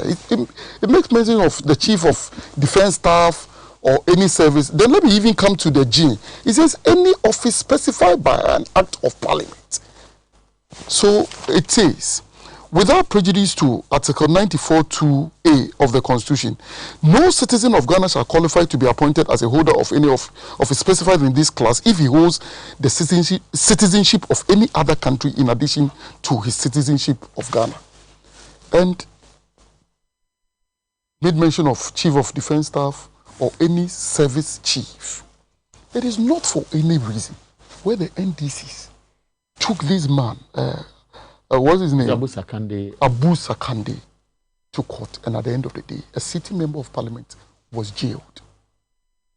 Now, with this court issues that the NDCs, this election petition that the NDCs or His Excellency John Dramani Mahama took to court, one of the key components or one of the key things that the NDCs are still holding on to is with Section 26 of the Evidence Act, NRCD 323, which talks about estopel. You get it? With respect to the submission or the answers as given by Mr. Domolevo, he made mention of the fact that in 1978, when he was filling the forms, he, on the area of the citizenship, he ticked what? He ticked the Togolese, or he ticked the column as he being a Togolese. Am I the one who filled the form? When was filling what form? The Senate forms. Is there? And there is one of those letters. Is there? I'm not the honorable. Sure they'll be looking through don't let us do this thing to ourselves. This man Domolevo that we all know, he's more or less like citizen vigilante. What's his name? Martinamidu. One of your victims. Oh, look at you. You see, there's no way you can silence this person without without the person coming back at you or whatever. The fact is this man, in filling the form, the Senate form, made mention of the fact that in 1978, when he was being hooked onto the program, the software or whatever, their system, he made mention of the fact that he's a Togolese. Now, it is there. I'm not the one saying it. It is there. When you read it, you get to know. So, it is there. I have seen it. Have you seen his response? Yes, the responsibility. He said it to the extent that, Honorable, you please allow me, to the extent that he even made mention of the fact that it was his father who told him that he came from some area in Togo, and they even made mention of the area, Agbomezo or something like that. Is it that they moved to Togo? Because what I've read is that he was born in Ghana. And his parents, I think his mother is Italian, and that they moved to Togo along the line and lived there, and eventually came back. That's what I've read along the lines of what you are referring to. Effect that it was his father who even told him that was where he was born. It's in there in his response. That is Domolevo's response. I'll be calling for it, but you continue the conversation so that we can listen to you. If this man goes on, fill a form, make statement to the effect that he is a Togolese, then Honorable sit here and says Akufo-Addo came in and said that he wanted or he want to fight corruption, but corruption is rather fighting him, and people are being victimized and what have you. So do you also, what do you make of this Smiler Bail principle? And now relative to this same section of the Evidence Act that you are still holding on to. Yeah, so there's a letter dated 27 February 2021. And so I'm sure it will be on the screens. It's dated 27th February 2021. And I'm sure when they see it, but you can see on the Senate member registration application form card number blah, blah, blah, which you completed. But there's an aspect on the 27th letter where Domlevo actually responds to issues about his nationality. So if the producers will quickly look for it, I'm sure they'll put it on the screen. But you continue when you go in his response, I think SNIT one. You know what SNIT one. He said that. So it is certainly a mistake. That's what he has just said. You see, now Honorable is saying that if it is so, it is certainly no, but even come to the fact is, you are not even his counsel. You understand what I'm saying? Must I be his counsel to speak? No, I'm not saying you must be his counsel to speak. This man is faced with a challenge, and he has responded to these challenges, where he has not denied the fact that when he was filling the forms, he filled the forms as being a Togolese. Or that he never felt that he's a Togolese or something. Attention to the fact that when he was filling the form, he ticked as a Togolese. And he said that if it is so, it was a mistake. If it is so, then there is a clause there. If it is so, it means that he can't even recollect that he did that. You see, you and I know. That petition in court, even the EC didn't know. Let's allow him to land. Then you can come in. Obviously, I'll even come to you will have a rebuttal and you have his final before we move on. No problem. Nana, go on. Yes. The fact is, this man, in terms of nationality, there's a problem with it. Now, let's go to the age aspect. Is Honorable telling me that it is right in law where a person born on a particular day could have 3 or 4 dates of births? In one breath, he's 1960. In another, he's 1951.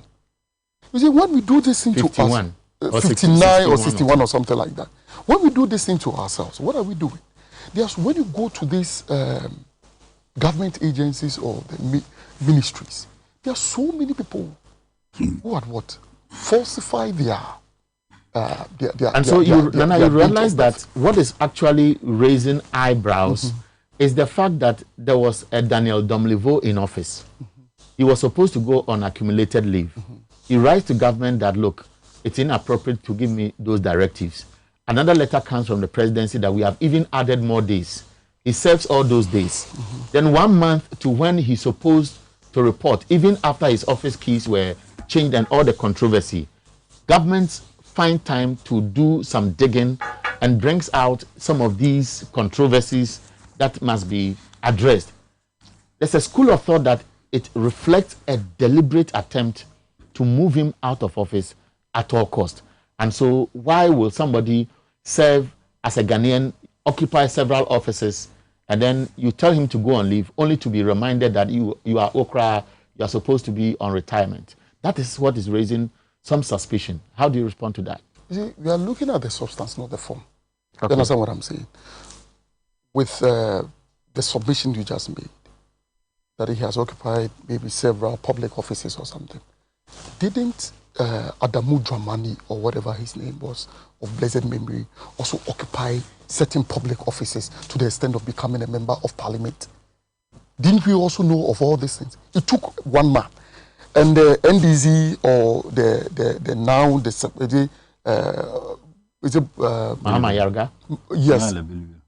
Yes, no. Mahama Yarga, is it Boko Central or something? Mahama Yarga didn't take him to court.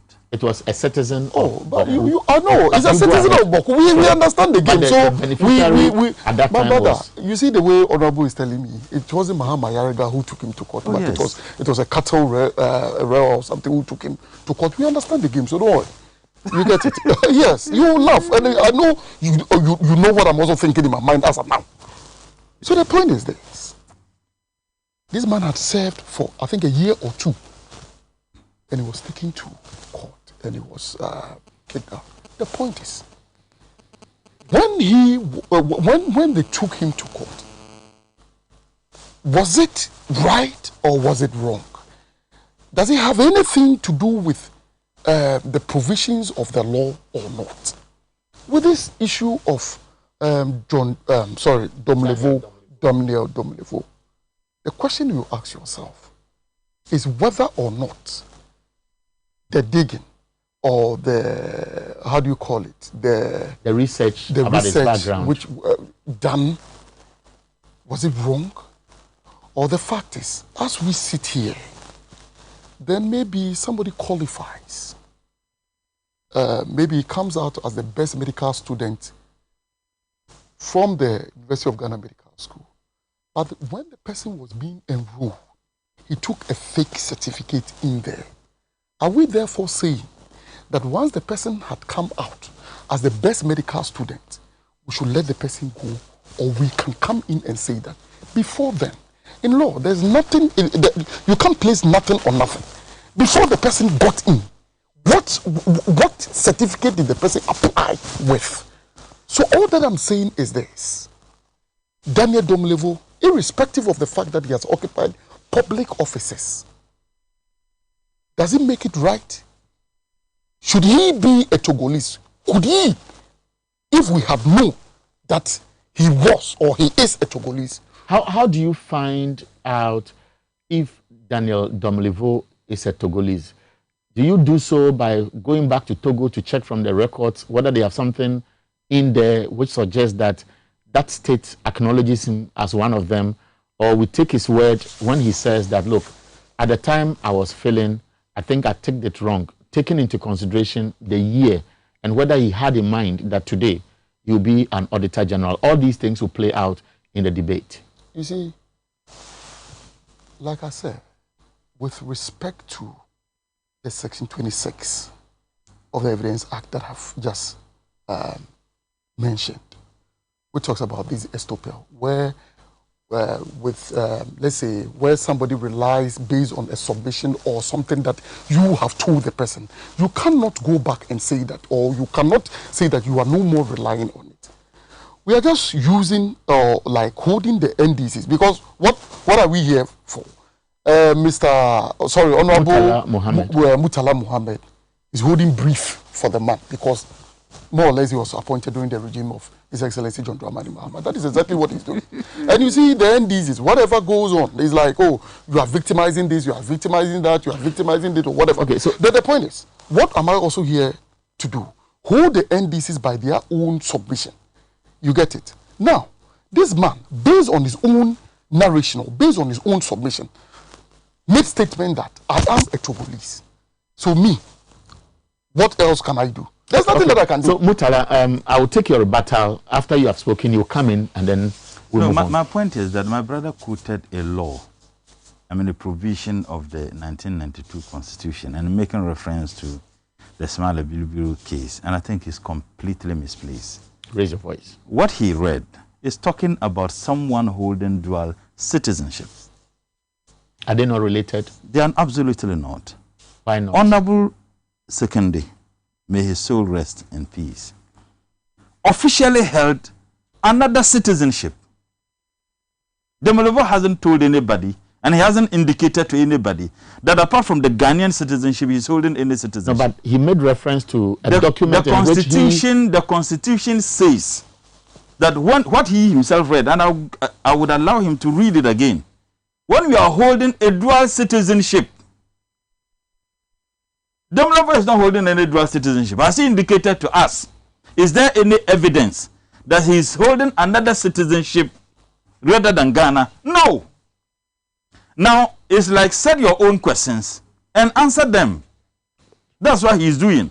He is assuming and concluding because of the position of government. The guy is a citizen of Togo.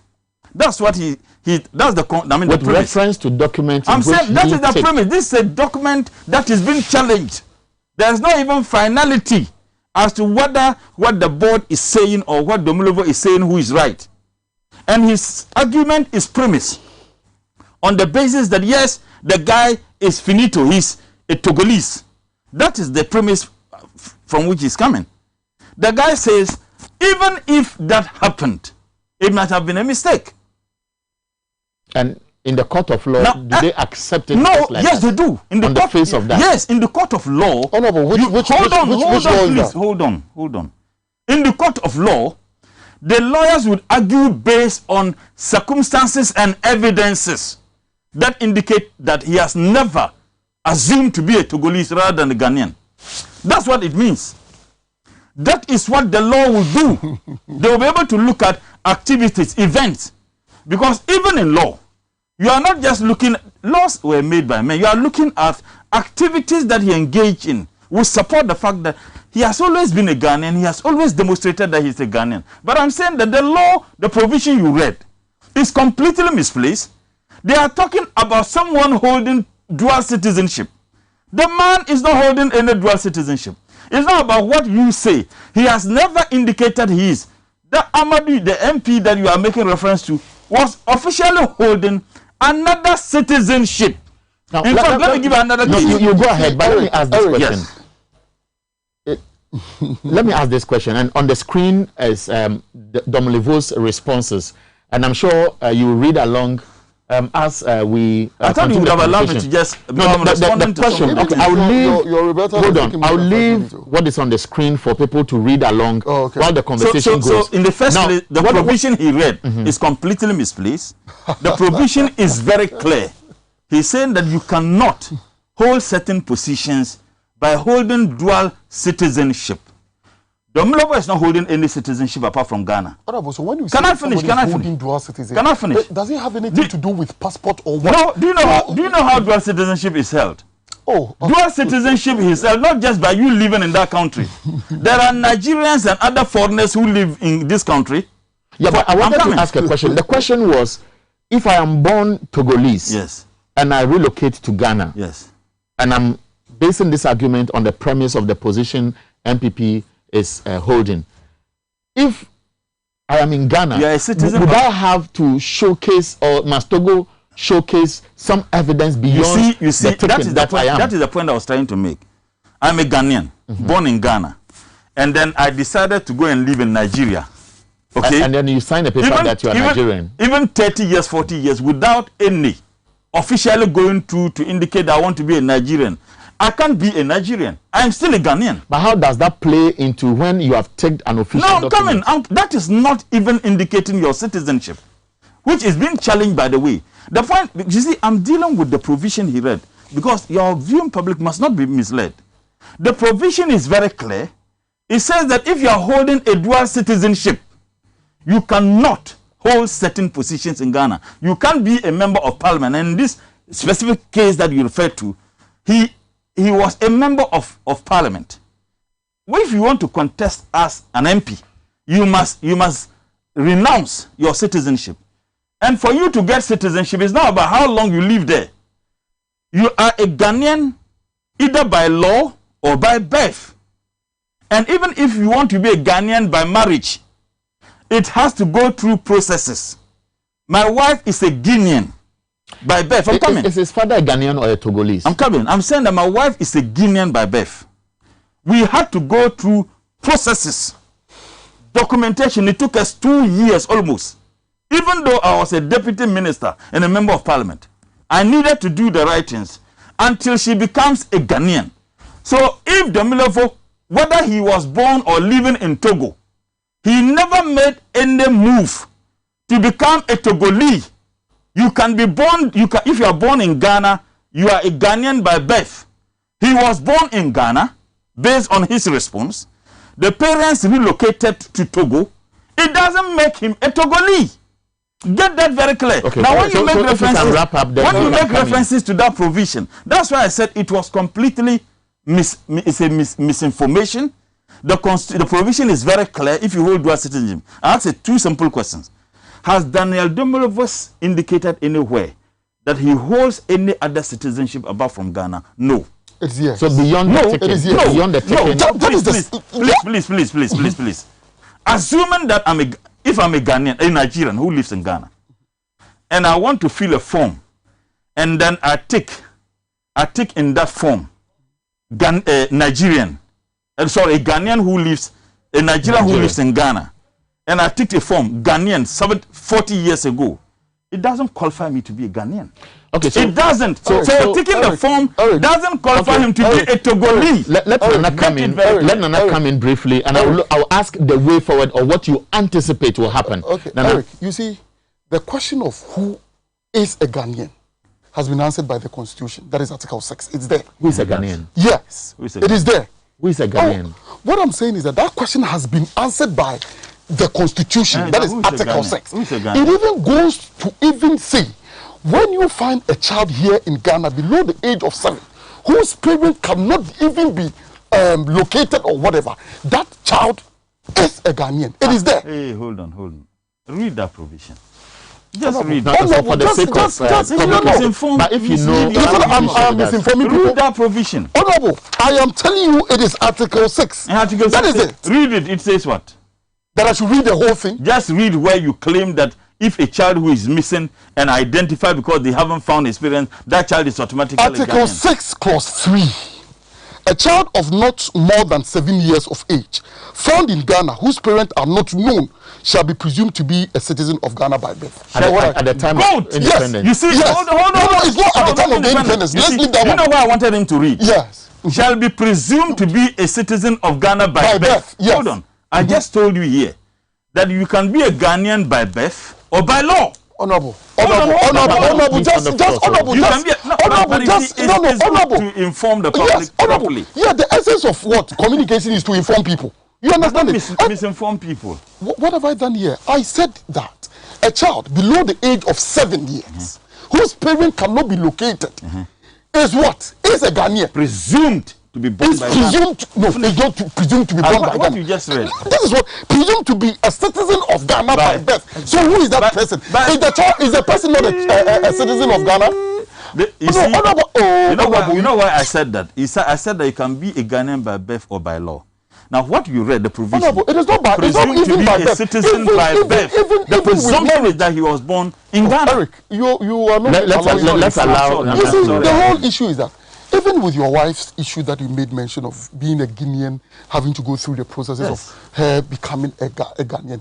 Let me tell you, if you don't know, your wife cannot occupy certain public offices here in Ghana. Hold on. We are not talking about occupying certain public. I'm just talking about my wife being a Ghanaian by what? So, that was just where you made a statement to the effect that I am misinforming the Ghanaian people by that constitutional provision that I read. That is where I'm bringing your mind to. Which provision did you read? You read the provision. Honorable. We'll sum up with some quick rebuttal so that he this is what the Constitution organize his thought. States, and I read. This is the Constitution of the Republic of Ghana, Amendment Act 1996, not 1992. It says Article 8 of the Constitution is repealed and the following inserted. 8. A citizen of Ghana may hold the citizenship of any other country in addition to his citizenship of Ghana.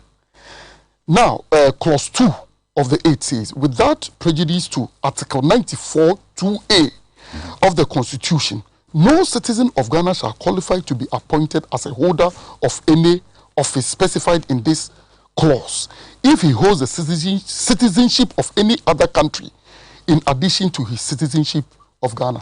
Where in here did they make mention of dual citizenship? Where the man was filling a form, he made mention of the fact that he is a Togolese. When did he fill that form? In 1978, per the document that I cited. So what he signed in 1978 is being used against him today. Is it fair? What I am saying, my brother, the fact is this. We are looking at the substance, not even the form. You get it? The substance. So what he did then, was it also right? Can I see the form? Oh, yeah, I can give it to you. Okay. You can go through and read. So going forward. Read it. What he just clause 1. You read the clause. I said, no, you come to 2. Okay. Without prejudice to Article 94(2), Clause 2. Because of your nose mask, you can raise your voice. Of the Constitution, no citizen of Ghana shall qualify to be appointed as a holder of any office specified in this clause if he holds the citizenship of any country. You see? So your emphasis is holds. You must hold. Let me tell. That's why I gave. Can I give the example? Let me just ask you a question. If a Nigerian lives in Ghana, traveled from Nigeria, let's say yesterday, came to this country, and he's been living here for 20 years, does that make him a Ghanaian? It's a question that you should ask. It doesn't make him a Ghanaian. What will make him a Ghanaian? What will make who the person a Ghanaian and the Nigerian? The Constitution and the other acts had provided. I say, I just want to say, what will make him a Ghanaian? By naturalization, naturalization, marriage. And so I'm saying that the person goes through processes. Yes. If the person doesn't go through any process, will he be a Ghanaian? No. Yes, I get you. He can be a Ghanaian. Sure. Good. I like the discussion. Now, you know what? Because the response is going. No, it's not about the response. But listen, I'm asking questions. I beg you. Oh no, you are the moderator now. Oh no, look. I'll charge you for contempt because he's taking my job. Eric, you don't want me to be paid. The point is, in 2 minutes, wrap up, and then I can take because we have other issues. It's 8:35. We are ending at 9. Okay. In filling the form, someone makes a statement that I am a Togolese. The laws of this country does not allow the person to occupy that particular public office. And that is what is being applied now. I would say yes. Okay. So what do you anticipate is likely to be happening at the Auditor General's office when the board on one leg is fighting Domelevo? Domelevo is supposed to be back, no, the board, and the we board, have what all issues about the board is doing, or it's the board has been mandated to do a certain task. I thought all boards were dissolved with the expiration of the tenure of Mr. Nana Addo. So how could a board which is supposed to stand dissolved still has the powers to be writing such letters? Oh, Honorable, the fact is also this. Don't we have caretaker ministers or people who are government reps in other if you have places? When you go to GR, they are working. So are you also saying that are you also saying that chief executive officers are not working? No, but because you see, I think this will work us into. We don't have MPP versus NDC. Okay, it's not even MPP versus NDC. You see, even if I don't want to stretch and if you can just summarize it, because I want us to move into the vetting and all those controversies. You have a caretaker. Let's assume, without admitting that the board chair is the caretaker. Does he have the right to take decisions, except decisions that are taken by the board? A board that stands as a whole dissolved. Yes, he doesn't. And two, you see, it is not surprising.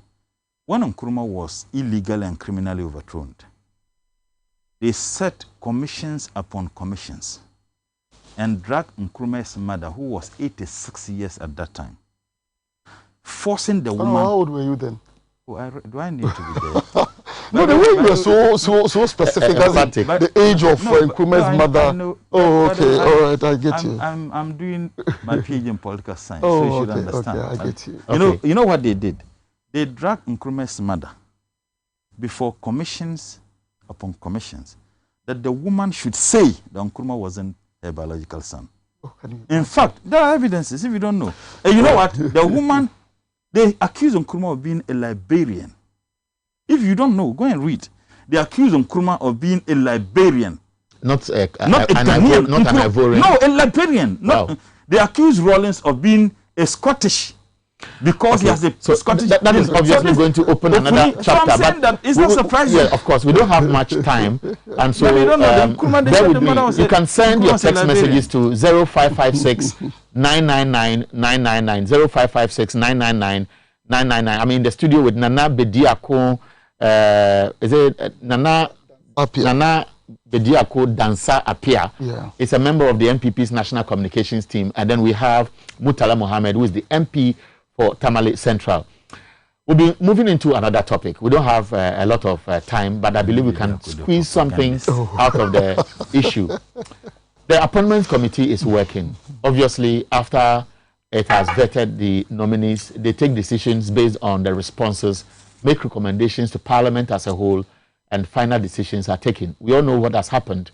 Some names have popped up as people who have been rejected. The committee chair says that is not enough to conclude. In fact, yesterday I listened to him and he sounded very disappointed in some of the members for leaking information about decisions they are taking at the committee level.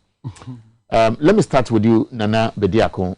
The fact is, some of the nominees have a lot of questions to answer. And the public anger is directed at, let's say, the defense, the interior, the national security ministers, who have a lot of cobwebs to clear. And so they think that the minority members on the appointments committee are doing a disservice to Ghana, and the anger is being directed at them for compromising on what Ghanaians expect. How did you receive these responses as the names came out yesterday? You see, yesterday, for instance, after receiving these news, I wasn't surprised, to be honest with you. because of the stance the NDCs had taken. And during, I think, the day where Parliament was to be constituted or something, I saw my very good Honourable Member of Parliament making statement to the fact that they have the majority and that kind of thing. It was Honourable Mutala. I said that. Oh, you said that. It was on TV. That we have the majority. Oh, yeah, you have the majority and there was no way, something like, you were in white or something. I saw you. The day that very channel did I say? Oh, Honourable, you know this. So at least, if anything you were white. No, but if I'm saying which channel did I say? What he's saying is that if anything at all, you were white. I've even described the attire you even wore. That everybody saw I wore white. Oh, okay. So it goes to even suggest that what I'm saying is the truth. How ridiculous. Okay, all right. Honourable, you go ahead, Nana. You see, the whole thing is this. And some of the ministers that I got wind of was, I think, Hawa Kumsin. Yes, she had gone to fire in the air and what have you.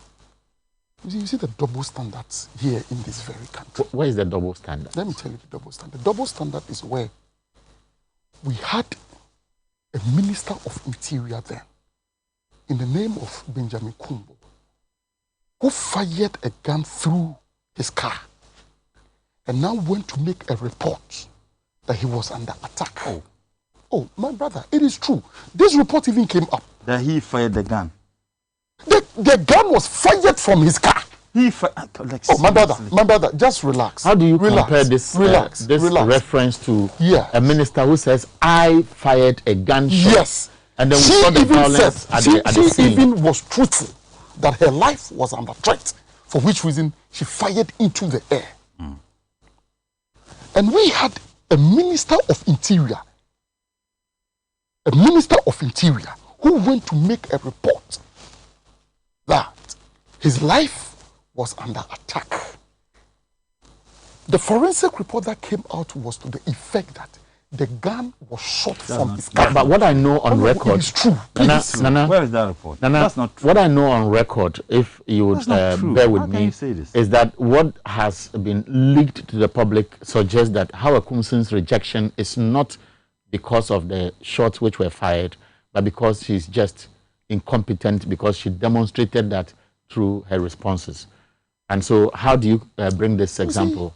This whole idea of incompetence or what have you, the Constitution is clear. Relative to Article 94, or 78 on who qualifies to be a minister. You are quoting the Constitution again. I'm telling you, that is what is there. It tells you. After the wrong misquotation. Which wrong misquotation? About telling you that the citizen of Ghana or somebody who can... Oh, Honorable, just relax. Relax. You understand? I have given you, the Constitution is clear that who becomes a minister should be somebody who, the qualification of an MP, by that extension, that person can be a minister. That is the only thing that is there. You understand? So, if the person qualifies to be a member of parliament, what is it again? If the person qualifies to be a member of parliament, what is it again? What do you you remember the days, or I think, was it Mumuni or something? I forgot. He was even, His Excellency Atame was mentioned him or nominated him to be. Yes. There was even, I think, some embezzlement or something where even the Auditor General had searched him or something for that particular thing. He came out, like during the vetting or something, he was even passed. Let me turn around and I'll come to you on the same question. If NPP had been on the side of NDC, where all these alleged infractions were supposed to have taken place under nominees appearing before committee for consideration again, would your reaction be different from the demand from the supporters of the NDC that their MPs are disappointing Ghanaians? You see, let me tell you, to be honest with you, for the first time on the national television, I'll give this thumb up for the NDCs. And I would say that I blame the people in my political party. You get it? And particularly this man, what's his name? Kwesi Boafo or whatever. He goes around telling people that the MPP chief executive officers were the contributory factor to the MPP losing a lot of seats in parliament. And I will say that he is the #1 person who contributed to our loss. When the NDCs are in government, you are not being fair to him. I'm being fair. No, you are not being fair. No, my brother, you let me. Listen to this man on Oman FM. He has been saying all these things. Okay. You get it? When the NDCs come to power, there was this particular boy in Kumasi by name Solomon Kuseapia. He contributed to this man getting this position. And this man goes to him, and the only thing the man tells him is this: Mimbe ye MPP Jumawa. You understand it? But the NDCs, whatever comes from their national office, they hold on to it. Look at what happened. Okay. I'm coming. Look at what happened during the selection of the how do you call it? Speaker of the Speaker of Parliament. The NDCs held on to their own. But when it comes to NPP, what do we see? Okay. You get it? So now, all that I'm saying is this. When the NDCs, through this NEC communique that National Executive Committee's meeting, they were like, they should hold on to unsincere whatever apologies or something. So the question I ask myself is this: what is the benchmark for judging what is sincere and what is insincere? Now we had Honorable Fifi Kweti. I'm coming. Just a minute. Just a minute. Honorable Fifi Kweti made statement in this country during the days he was the propaganda secretary that His Excellency Kufuor had carried all this gold at Obuasi or something, taking it to his hometown. And when he appeared before the parliamentary vetting committee, what did he say? He apologized. Are we therefore saying that it was a sincere apology? What I see differently with regards to this conversation is that all the reasons that have been adduced for the supposed rejection of some of the nominees at the committee level have nothing to do with apologies or nothing to do with infractions they have committed on the political scene. What I have read is that they have either lied on oath or there were denials that were not related to available evidence. I'll come back to you on that, but Murtala, we don't have much time, but he's spoken at length. Yes, and so I'll leave it at your response to. Well, first and foremost, dog by dog. You see, for whatever, I'm not going to get into it. Let them keep biting each other.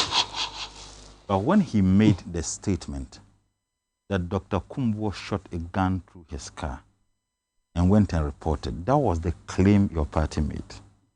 That is not the fact. So it is unfair. What was the I'm saying that was the claim.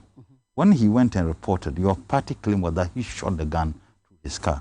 No any forensic report, nothing. Oh, my brother. Please. Go and check. Your statement in the first place is not true. In the second place, it is made from the position of lack of information. And in the third place, it is meant to cause harm. And that is what I want to deal with. It is preposterous to peddle such falsehood on national television. 2, we have agreed to practice what they call separation of powers. Our democracy, our sort of system of governance, is neither the Westminster form or the executive US form. In fact, before independence, we practiced the Westminster form. When we got independence in fact, even after independence, from 1957 to 1960, it was still the Westminster form, where President Nkrumah was the Prime Minister. When we became a republic, we went through the executive form, that is the US system. Now, in 1969, we went back to the Westminster form after Buzia became the president. 1979, we went back to the US system. And so the framers of the 1992 constitutions felt that we have practiced these two systems. Why not blend the two? So in blending the two, we bring part of the Westminster form and also the US, the executive. That's why we call it the hybrid system. Now, with it, the separation of powers as propounded by the likes of John Locke, Professor Montesquieu and co. was to ensure that power is not given to each of the arms at the disadvantage of the other arm. Yeah. So, sorry to prompt you, the history may take all the time. So no, it's brief. So because he asks that apart from the fact that the Constitution says that when you qualify to be a member of Parliament, that is enough. No. In order to let him understand so that your viewing public can appreciate that it is not just about being qualified to be a member of Parliament. A member of parliament is different from being a minister of state. Of course, the constitution ties the hands of the president. But the basic qualification is clear as I'm saying, no, a member of parliament is not the same thing as a minister of state. Because you can appoint people who are not members of parliament, but who become ministers of state. What I'm simply saying, the purpose for the vetting is to feed into the separation of powers. That the president, the executive arm, will not be given an absolute power. But that appointment will be approved by one arm of the government, in this case, the legislative arm. And in vetting people, you are looking at 1, their ability to man the portfolios for which they are appointed. 2, their intelligence, 3, their temperament. And 4, sincerity. And if you ask me, of all these values, what is critical to me as a person is not just the competence, but sincerity. Because if you are sincere, you won't be corrupt. But if you can come and lie under oath, the only protection they have is the parliamentary immunity. Because if you lie under oath, you can be prosecuted for perjury. Now, if you have people who appear before the committee and lie under oath, forget of the statement issued by the NDC NEC. The Parliamentary Caucus of Parliament in NDC indicated reasons for the disqualification or rejection of some of them, and those they still need. If you ask me, I insisted a person like Esla should never be a minister of the Republic of Ghana, and I have given reasons. This is a woman, forget of the condescending, the arrogance, the dismissive attitude at the committee. I'm saying that forget of that. I would suggest that because she's not on the platform. Eric, I'm saying that forget of that. My focus is that you have a minister who plays a supervisory role over NCA. NCA is supposed to present an annual report. Those agencies don't present reports. The reports are presented on their behalf by their supervisory ministry. When they put that question to her, you know her response? That if we didn't present, it's an inadvertent error. Seriously? You the one who quoted Constitution. That is the law demands that annual report ought to be presented. Why is it that the other ministers who have been appointed to man those portfolios will not act this way? Inadvertent error. That is why for 3 years run, they never. So such a person who feels this constitutional responsibility, she failed to discharge that, is unfit to be a minister of state. The minister of health, who is also being rejected. So last, just 1 minute. No, it's a follow-up question, and I want you to box that in your response. The sentiment on the ground, as we witnessed yesterday, I've seen a text by Dr. Spio Gabra. I'm sure you have read it. I've seen something from Victor Smith, Ambassador Victor Smith. I'm sure you've read it. And the calls that have been going to other stations. The suggestion is that members on the appointment committee from the NDC side have been compromised. And the warning is, if you don't set up, they'll teach you a lesson. As a member of parliament, when you hear these sentiments on the ground, how does it affect you and, let's say, the committee if you're a member? I just want to finish on the health. Just 1 minute. I use 30 seconds to answer this. You have a minister of health who appeared before the committee. The fraudulent charges of $150 at the airport. By the way, between September to December, 234,250 people passed through the airport. You multiply that by $150, it gives you over $35 million. A Nigerian company is brought by someone who has no credibility in Nigeria. That company was registered the month that they started this fraud at the airport. And then these monies are being charged. Ghanaian young men and women, degree holders, have been employed because they got another Nigerian bank and they paid them less than 1,000 Ghana cedis, exposed to the risk. The minister said that he initially wasn't aware of their operation. I'm looking at my time. That he initially wasn't aware of their operation, and that they were even operating without a license. Okay, so what do you mean that they were doing for his? There is no way he wouldn't have known. On the matter, on the matter of the compromise about the NDC. I can understand sometimes the pressure that is exerted on the members of parliament, and I think that I have no doubt in the integrity of the members of the committee. I mean, I'm being very careful. Sometimes I appreciate the frustrations of our people on the ground, the hurt, the pain that they go through. I can understand the frustration. If you ask me my individual opinion, I may have a different opinion from what. But I'm saying that the frustrations of people cannot be discounted. So I'm not one of those who says that NDC foot soldiers do not have the right to question. They have the right. But I'm saying that we demonstrated in the elections of the speaker that we hold our own. That regardless whatever pressure that came from anywhere, we demonstrated to anybody. Nobody should have any doubt. The committee doesn't have the power to approve or reject anybody. The committee, the House as a whole. Yes. Okay. And if I said we had the majority, the committee is made up of. Up. Unfortunately, just 30 seconds. Eric. We close at 9. It's unfortunate, but I believe that next Wednesday, when we have the opportunity, I'll be proud if my producers will bring the two of you. I'm getting messages that the show has been very wonderful. Okay, that's fine. You see, when I made mention of the fact that the only constitutional provision for one to qualify as a minister, it's in line with you qualifying to be a member of parliament. Honorable Murtala Mohammed made mention of the fact that that is not the only. Yes, you don't. You may you see, when you talk about sincerity, when you talk about your temperament and those things, all these things are more or less like, let's say, practice directions. They are not the positions of the law. No, that's not what I have said. I said because apart from what I said, being the law. President, what I said, that the reason why the vetting, it is not only reduced to your qualification to be a minister, yes, because of the issue of separation of powers. That why is it that the Constitution says that the president appoints parliament? If that is the case, then there shouldn't be any vetting. So the law necessarily mustn't need to point out, but to be able to ensure that you don't have power tilting.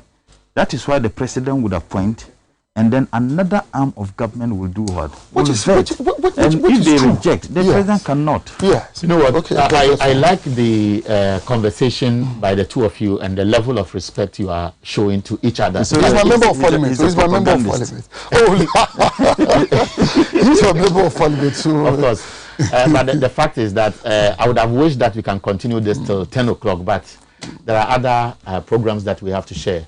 We had other issues. I want to sign off. I want to read a few text messages. I cannot end this program, which has been very interesting, without going through some of the messages that have come in. This one says, my name is John.